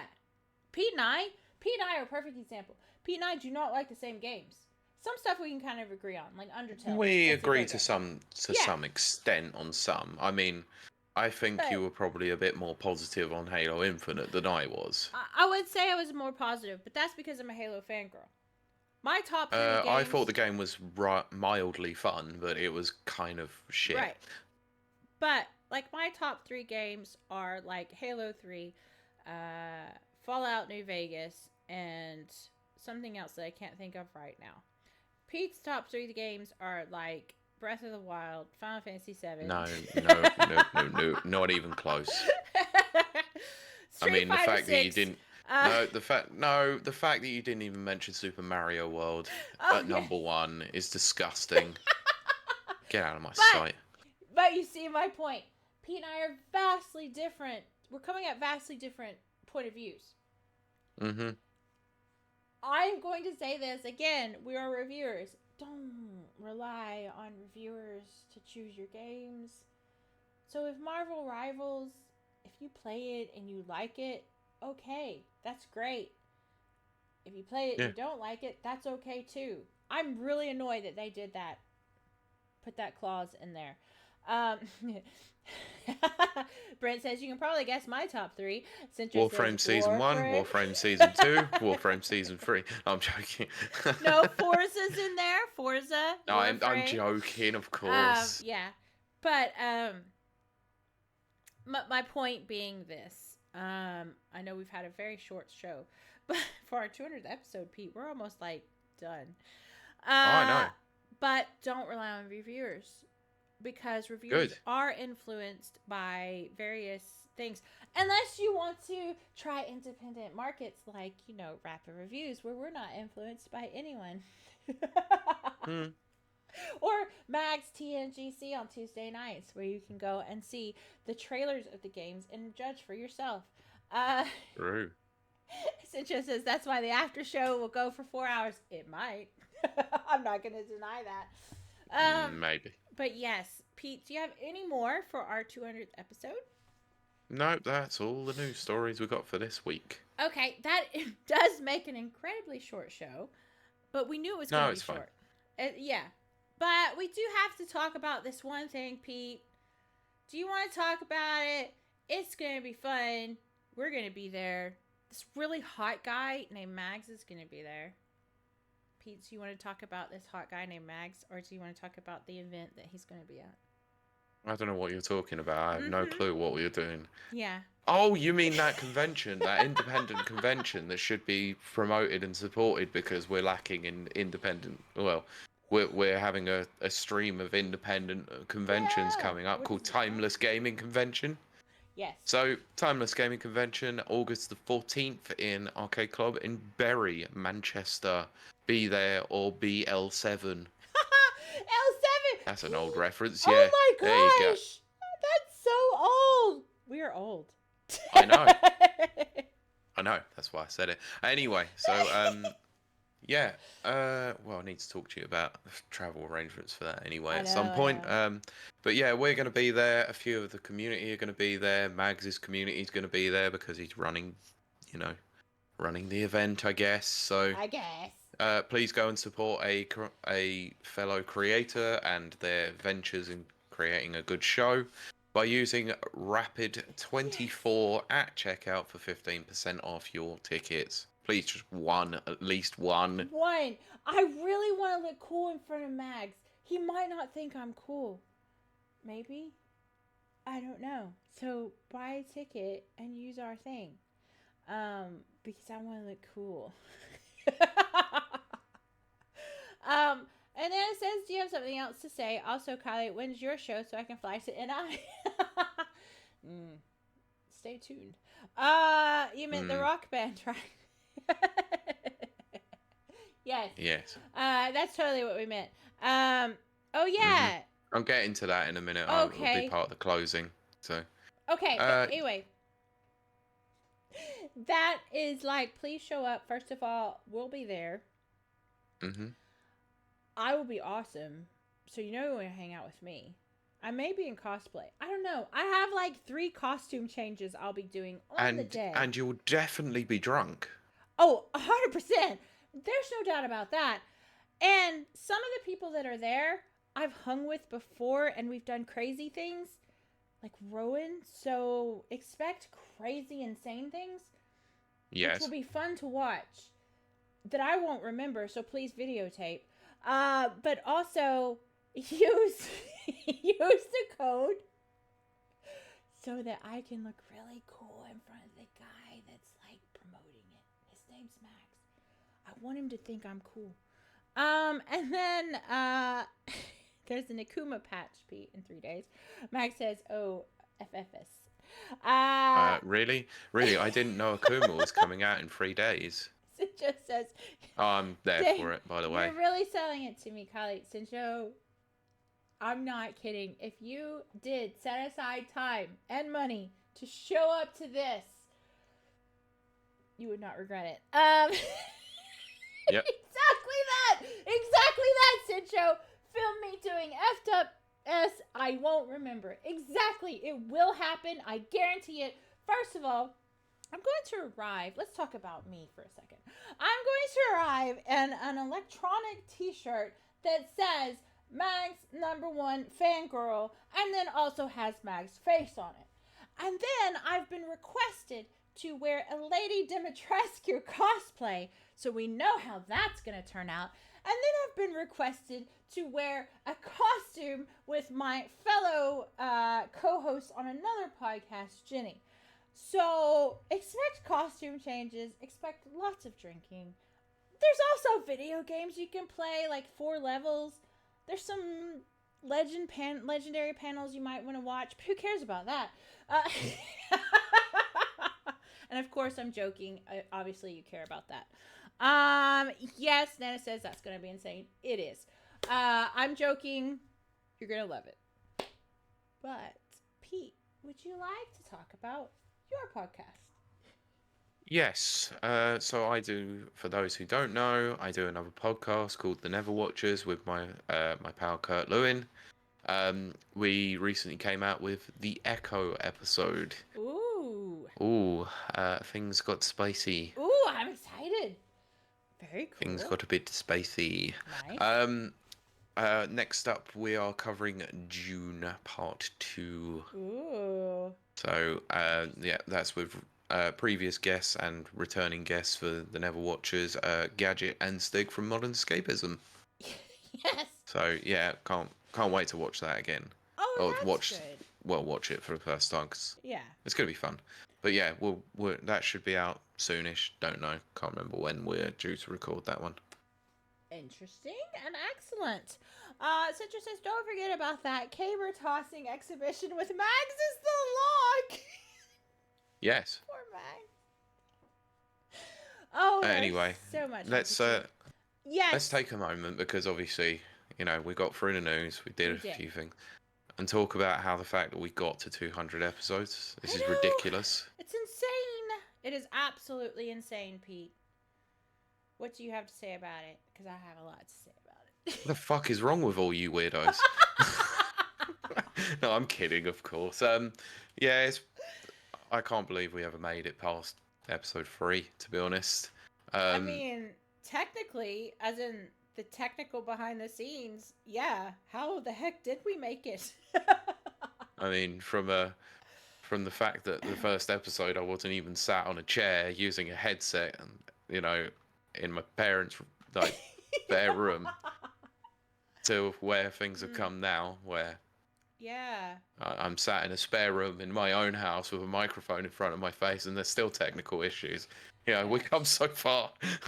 I know. I think, was it the first episode or the second episode where my microphone failed? Yeah. And we had to switch midstream, and I had to go up and record in somebody else's office. Yeah. Where I didn't know any of the equipment, and I was like, okay.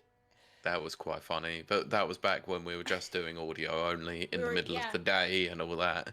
And then I think you went to EGX on the third episode, wasn't it? We did, yeah. I did. And then you went to Insomnia the episode after. Yeah.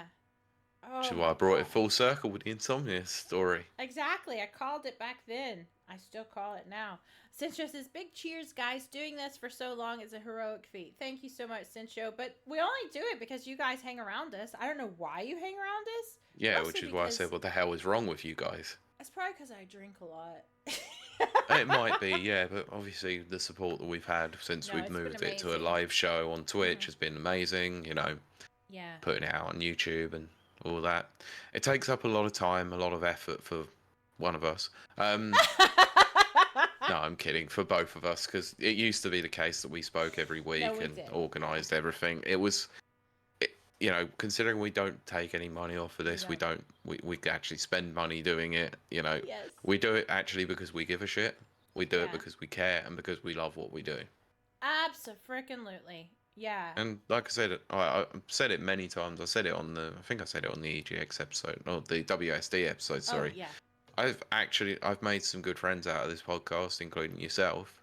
Oh, and, absolutely, yeah. We did it for 4.5 years before we even met in person. But it was the fact that when you turned up at Gatwick Airport, it was just like, oh, that's you. Okay, cool. Let's just talk like we do when we have a screen in front of our face. It's cool. Yeah. Like nothing was different. Like I walked up and I was like, dude, I'm tall. And then you were like, wow, you are tall. That's it. That's all you said.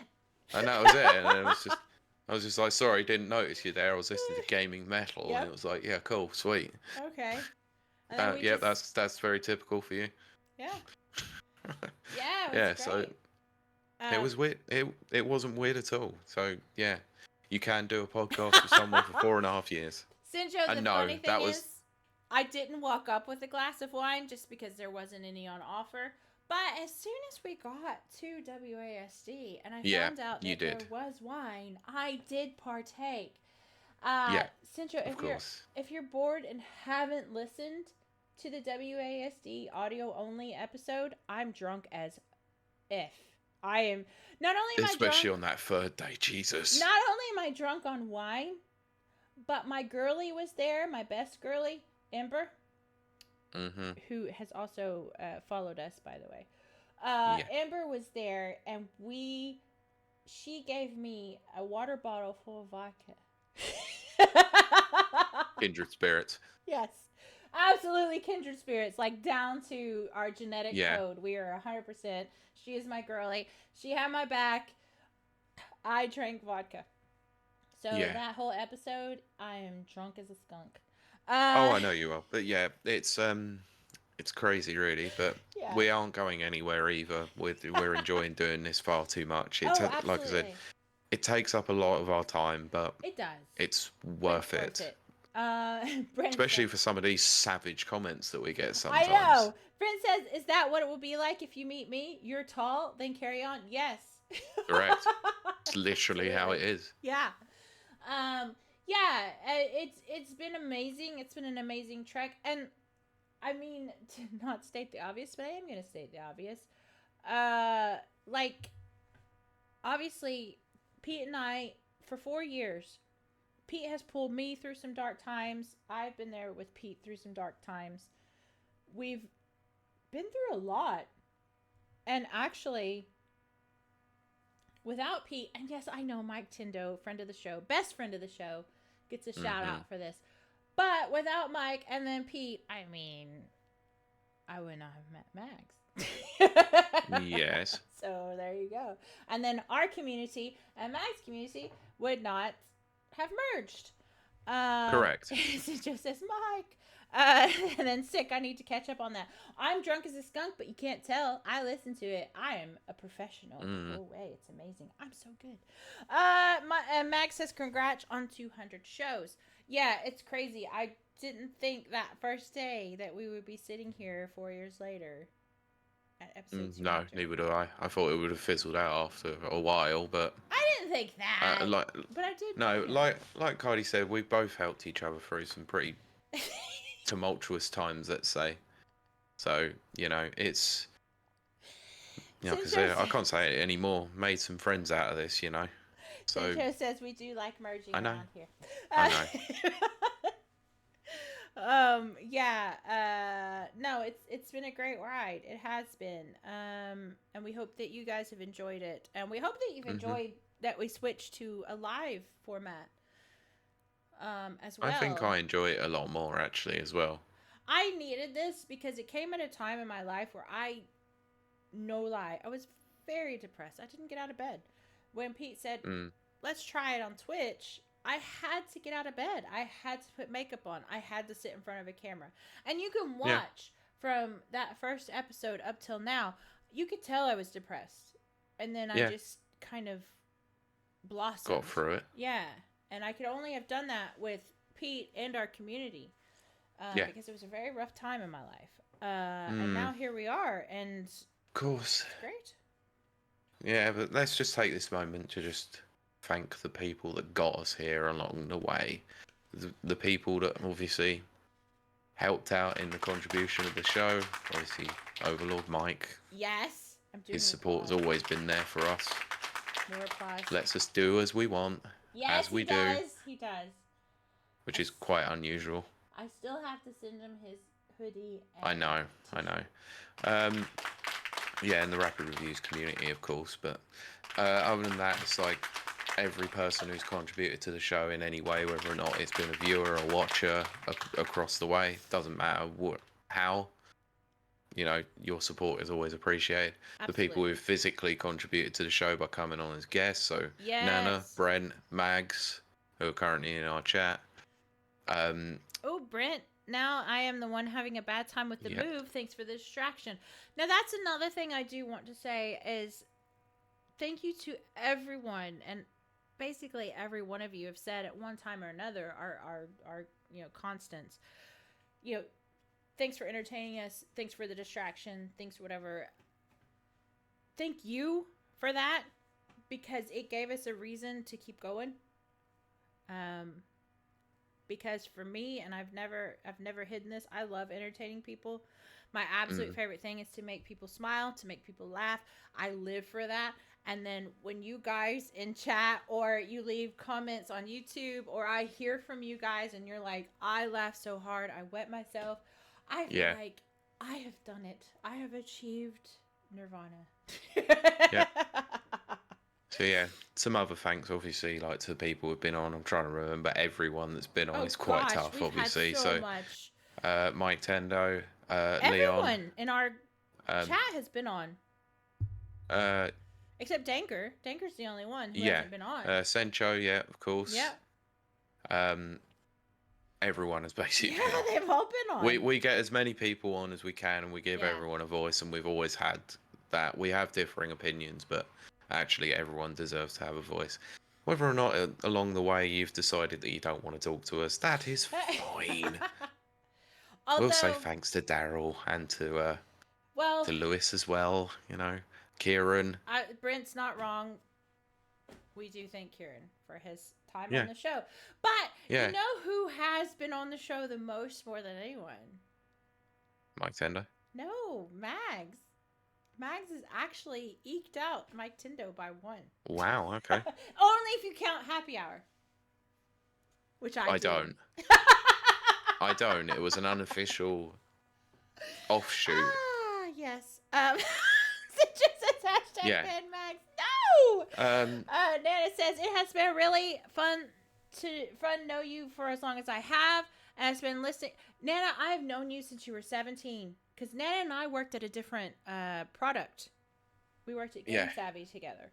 Max says, dang it, get Mike back on so it evens out. Yes. Max, why do you want to be banned? No! That's not nice.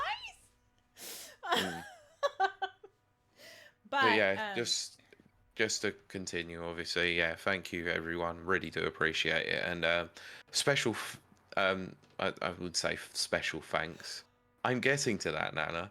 To the person who says that you never listen to the end of a podcast. Oh, gosh. So that you can keep the veiled insults in there. Rezo. Yeah, Rezo. We thank you as well. We're supposed to go on their show pretty soon. But you fucking suck, man. Rezo, I do not share in that opinion, as you know. Obviously, I'm joking. Thank you. You know, thanks for the invite to your show as well, Rezo. To disrupt, you know, it's just funny. I love our little back and forth. And then it was just last week. So the back to the context of that is that last week he particularly called me out, he did. Which was funny as hell. But Brent says, really, I think I've been on 6 shows: 3 Game of the Year, Game of the Generation, a Roundtable, and Accessibility. Only if you count Happy Hour as actual shows has Max been on the most, which Pete does not. I do, but that's just because. I don't count it because it didn't have the Rapid Reviews name on it. Oh goodness, here we go. Rapid Reviews presents Happy Hour. Nana says, God, I have known Kylie since I was 17 years old. Yes, you have, Nana. It's true. Isn't that crazy? Wasn't that the guy on the show I was on? Correct, yes. And then Max says Happy Hour was a spinoff, so it doesn't count. It counts to me. It's the Frasier to the Cheers. It counts to me. Anyway. My 4 favorite shows of Rapid Reviews. Yeah. Which says a lot about the fact that 200 episodes and your favorite is an offshoot of the show. But I hold the record for most appearances for spin-off shows. Whoop whoop. Now that is true. No one can dispute that. True. Cincho says F Guile. That's right. That's what that episode True, is about. yeah. That's a good episode. Also, because I said thanks to Rezo, I have to say thanks to CD as well. His contributions have always been interesting. Absolutely. No, CD. But yeah, too many people to thank and not enough time. We could go on forever. So let's end this show and just say thank you, everyone. But of course, for anyone listening, anyone watching that's new, we're going to end the podcast, but we will stay another 5 or 10 minutes on the after show, which is over on currently need to put bloody light on in a minute. Yes, / Rapid Reviews, where we do cuss and drink and smoke. Although I've been drinking... you say that. I've been doing that basically the whole time. I've been drinking the whole time. Well, I meant cussing. Yeah, and that too. Citrus said, I thought we were on the after show already. No, this was our 200th show wrap up. But I think that's going to do it for us, Pete. Do you have anything more to add? No. Then we will see you and talk to you next week. Bye. Fuck you, Rezo. Bye. Oh my gosh, Pete.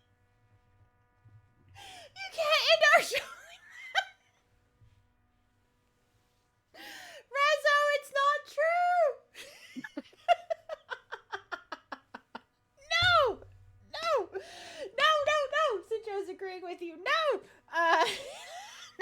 That's one I'll way be to back end in a it. second. Okay.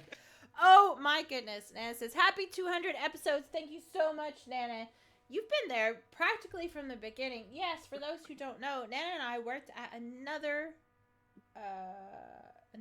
place called Game Savvy, as I said earlier, where I was actually a game reviewer, which is crazy. Sorry, what was you saying? Here. I was just telling the history of me and Nana, the lore of me and Nana. But I think we'll do another, 15 minutes maybe. Sure. 2 secs. But yes, I have loved ever since we moved over to Twitch. I think it has been very positive for me personally, mentally, if that makes sense. But we hope you guys enjoy our Twitch presentation. I've got to do more redeems. I didn't realize that we didn't have that many redeems because I thought I made a bunch. I must have not made them live. So I'll have to check that out. Brent says, according to Discord chats, I was on episode 110, 159, Game of the Year 2021, Game of the Year 2022, Game of the Generation, plus those on Skype before. You're right, Brent! You're right!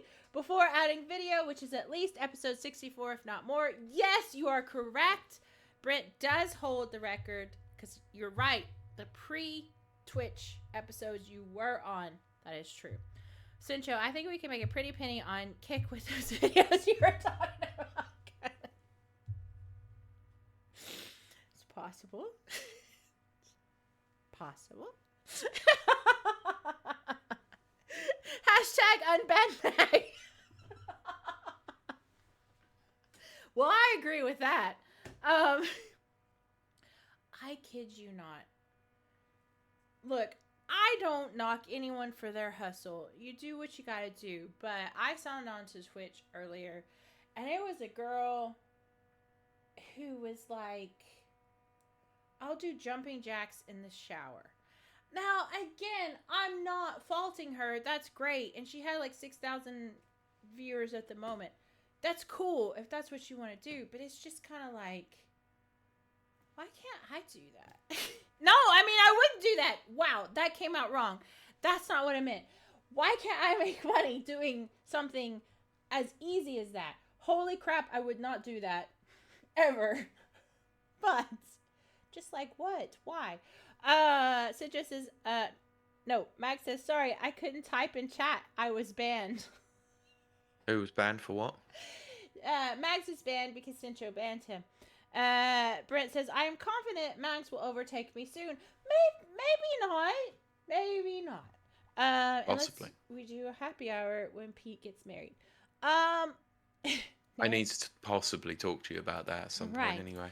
Nana says, Twitch gonna Twitch. And then Cincha said, no, Kylie, she just did motion capture for Dead or Alive. Jizzle physics. Or Jiggle. Who are we talking about? That girl. I forget her name. It's like, her name starts with a J. She does Jamie Presley? What? No. No. It's a not. Twitch streamer. And she does jumping jacks in the shower. Oh. And, like, I'm so out of touch with fucking Twitch, honestly. But she had, like, 6,000 viewers. Now, I wouldn't do that because that's not my thing. I don't judge anybody, but it's not my thing. But it's still just like, come on, man. Why can't we have that? Brett says, I will just blame not having a Game of the Year 2023 episode on losing my top spot. Oh, my goodness. 2024. Hopefully, Pete and I will get to do our idea for 2024. We will try. Mostly, all I care about is I get to wear a big, pretty dress, which has nothing to do with video games, but I really like really pretty big dresses. And Pete will wear a tuxedo t-shirt. No. Might be different. Ooh. Amazing. Cintra says, Dead or Alive 7 is going to be a banger. Yes. Max says, I do jumping jacks in the showers, but it's too small. Oh, I'm going to start blushing now. Oh, what was the name of that? Cincho says doing jumping jacks in the shower sounds somewhat dangerous, actually. Oh, Max, man. My brain. Anyway, Brent, I have already started my Game of the Year list for this year. Very good. I've actually been playing games this year, whereas last year I didn't. My current Game of the Year list has one game on it. Really? Yes. Yakuza? No, because it didn't come out this year. Oh, right. Well, actually, Infinite Wealth did, but I haven't played it. Mario? No, because it didn't come out this year. Oh my gosh. I really don't know. All I can think about is Max jumping in the shower. I'm really distracted. Go ahead, P1. The only game that I actually have really played from this year so far is Helldivers 2. Oh, right. Which I do still need to play. Yes. I don't want to make a PlayStation. Well, I should have a PlayStation. You don't have to account. now. Okay. And I should have one anyway. I have a PlayStation. Pretty sure I made an account. Brent says, mine has 2, but only one I will fight for via the monologue.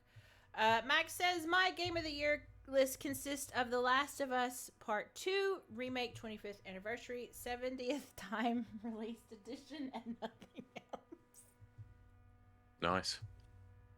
Yeah, sorry. Well, He's actually, trolling. the other game that I have played for 2024 is Rebirth, isn't it? And that's going nowhere near my goddamn list. Cincho says, please make sure to do 8.5 jumping mags every day to keep a healthy lifestyle. Cincho. You're going to get Kylie in trouble. You're going to get Kylie in trouble. Anyway. Like, I still have 6 weeks before I see mags. A healthy mags equals not much, to be honest. Yes! So, games! That's a thing. Wow, my brain, if you could see it, is not the Steamboat Willie thing. You know, Winston Homer's, Willie. You know. It's a completely different Steamboat Willie in my brain right now. Anyway, games. Yes, we've played them. I had a Game of the Year. I'd have to go back over them. Suicide Squad is not my Game of the Year.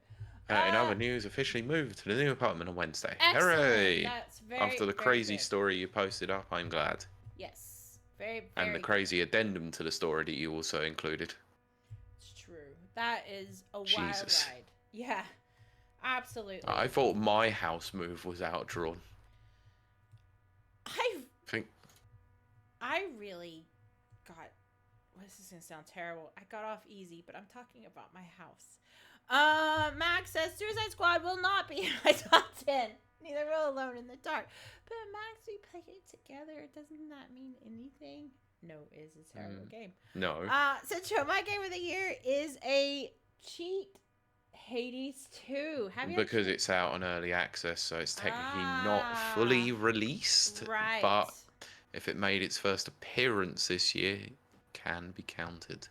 Yeah, I'm interested to play it, but I feel we need to go. Well, to be fair, we need to actually go over what we're planning to do this year. And if we do plan on doing it, you know, it's the categories that we're doing. Cincho says Steamboat Willie got off easy. He did. Very funny. I have to be a very good girl right now. But I still have 6 weeks. But I'm still trying to think. There is definitely something I played this year that has been on my list.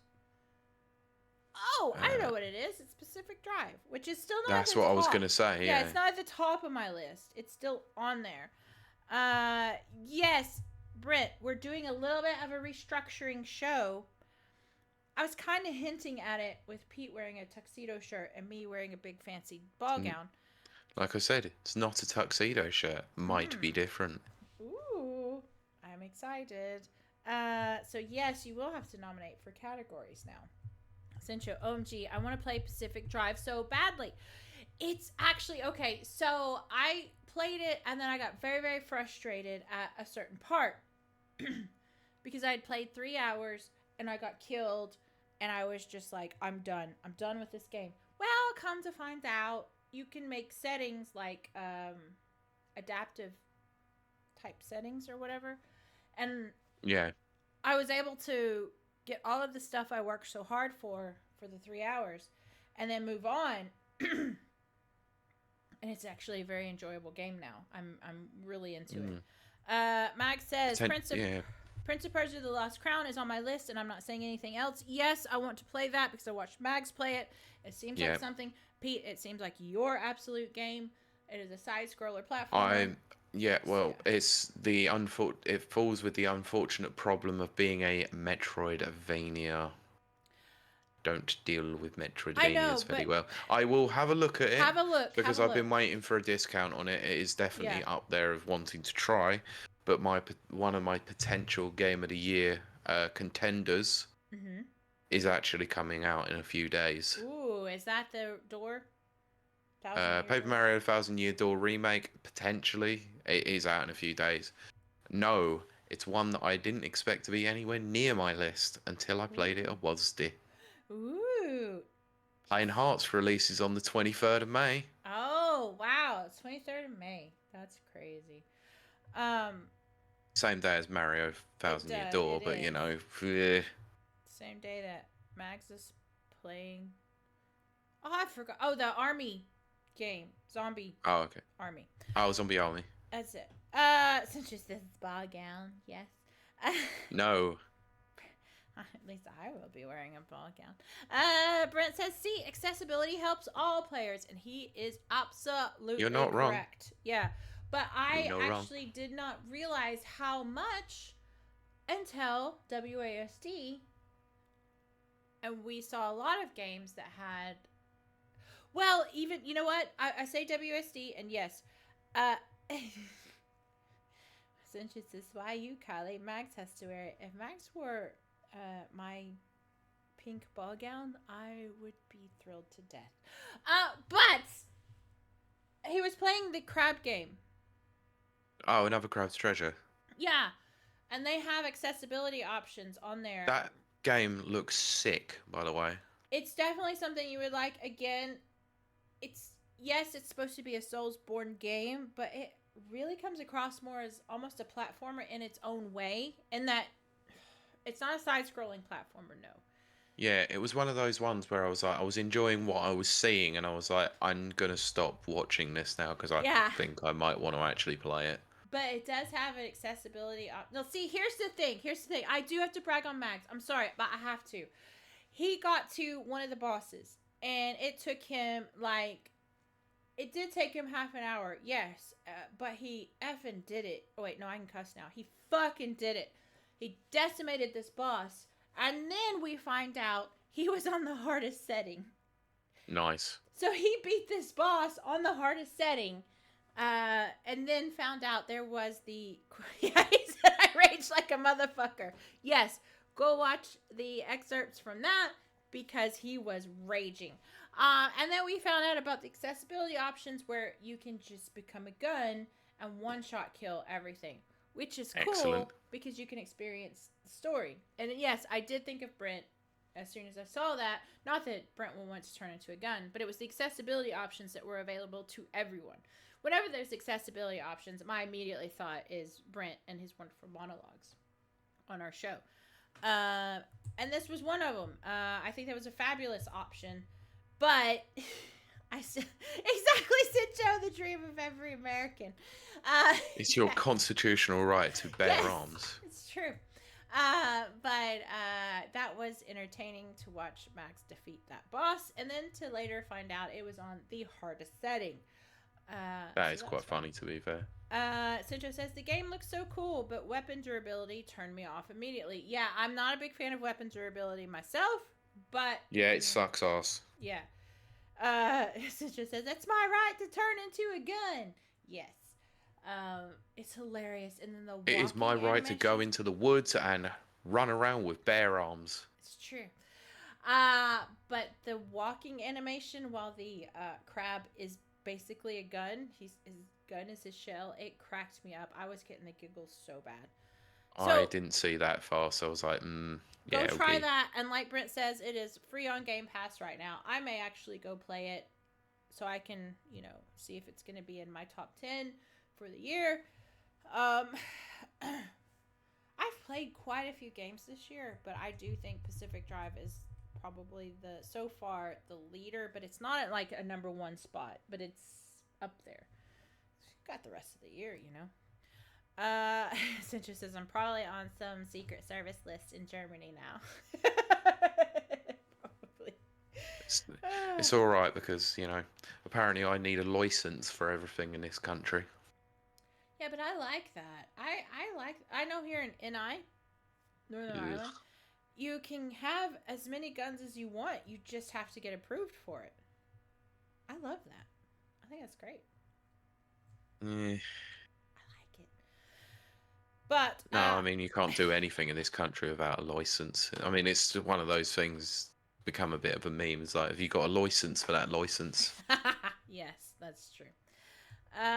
So just as another cheat pick would be Grand Blue for me this year.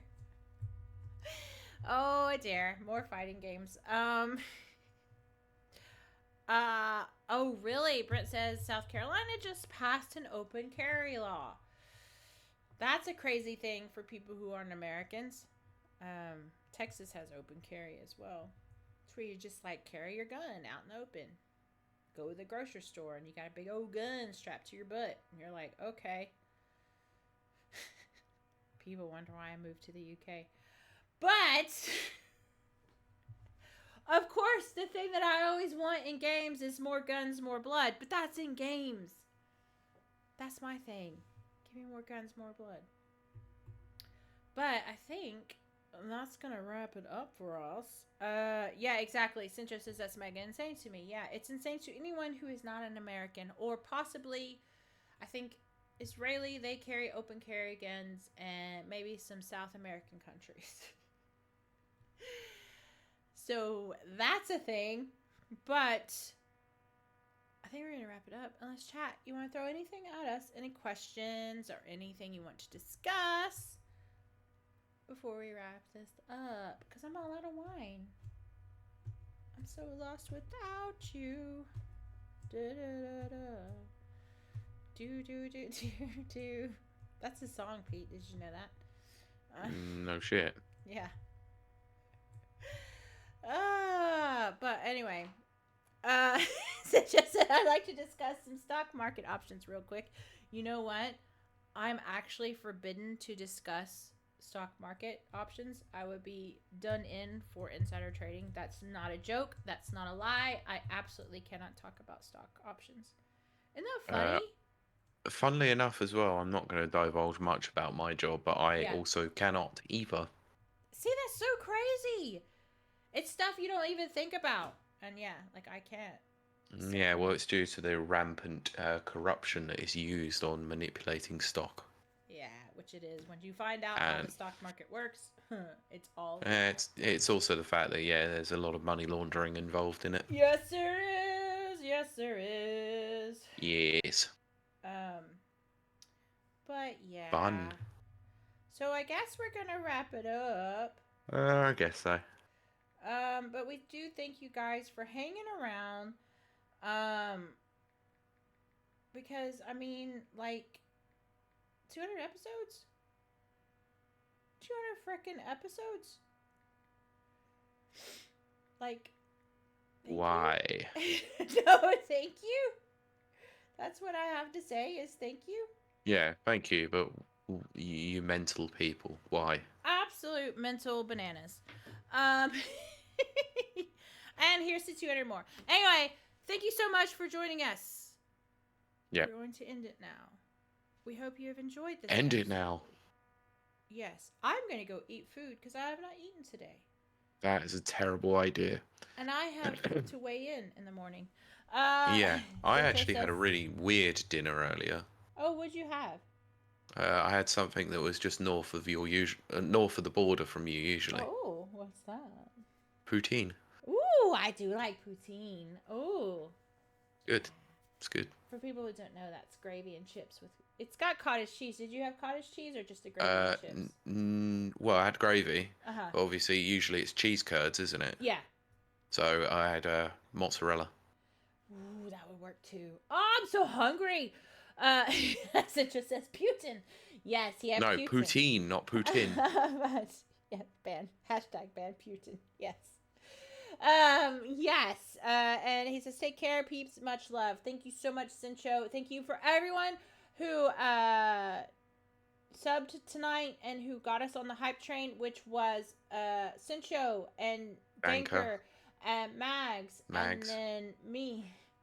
Well, Kiley Wilde. And then, who's that person? Yeah, who's that? And then of course, Nana got the free sub, which is amazing. Yeah. Anyway, you guys have been great. Not Max. Brent says, I had Pepper Jack's tough chicken breast. Nice. For lunch. Oh my gosh. Nice. Yes. And Max says, no worries. Okay. I think that's it for us. Yeah, let's end this nightmare. Let's end this. Okay. Thank you so much, everyone. Thank you, everyone. Amazing. Appreciate it. And we will see you next week. Bye. Bye.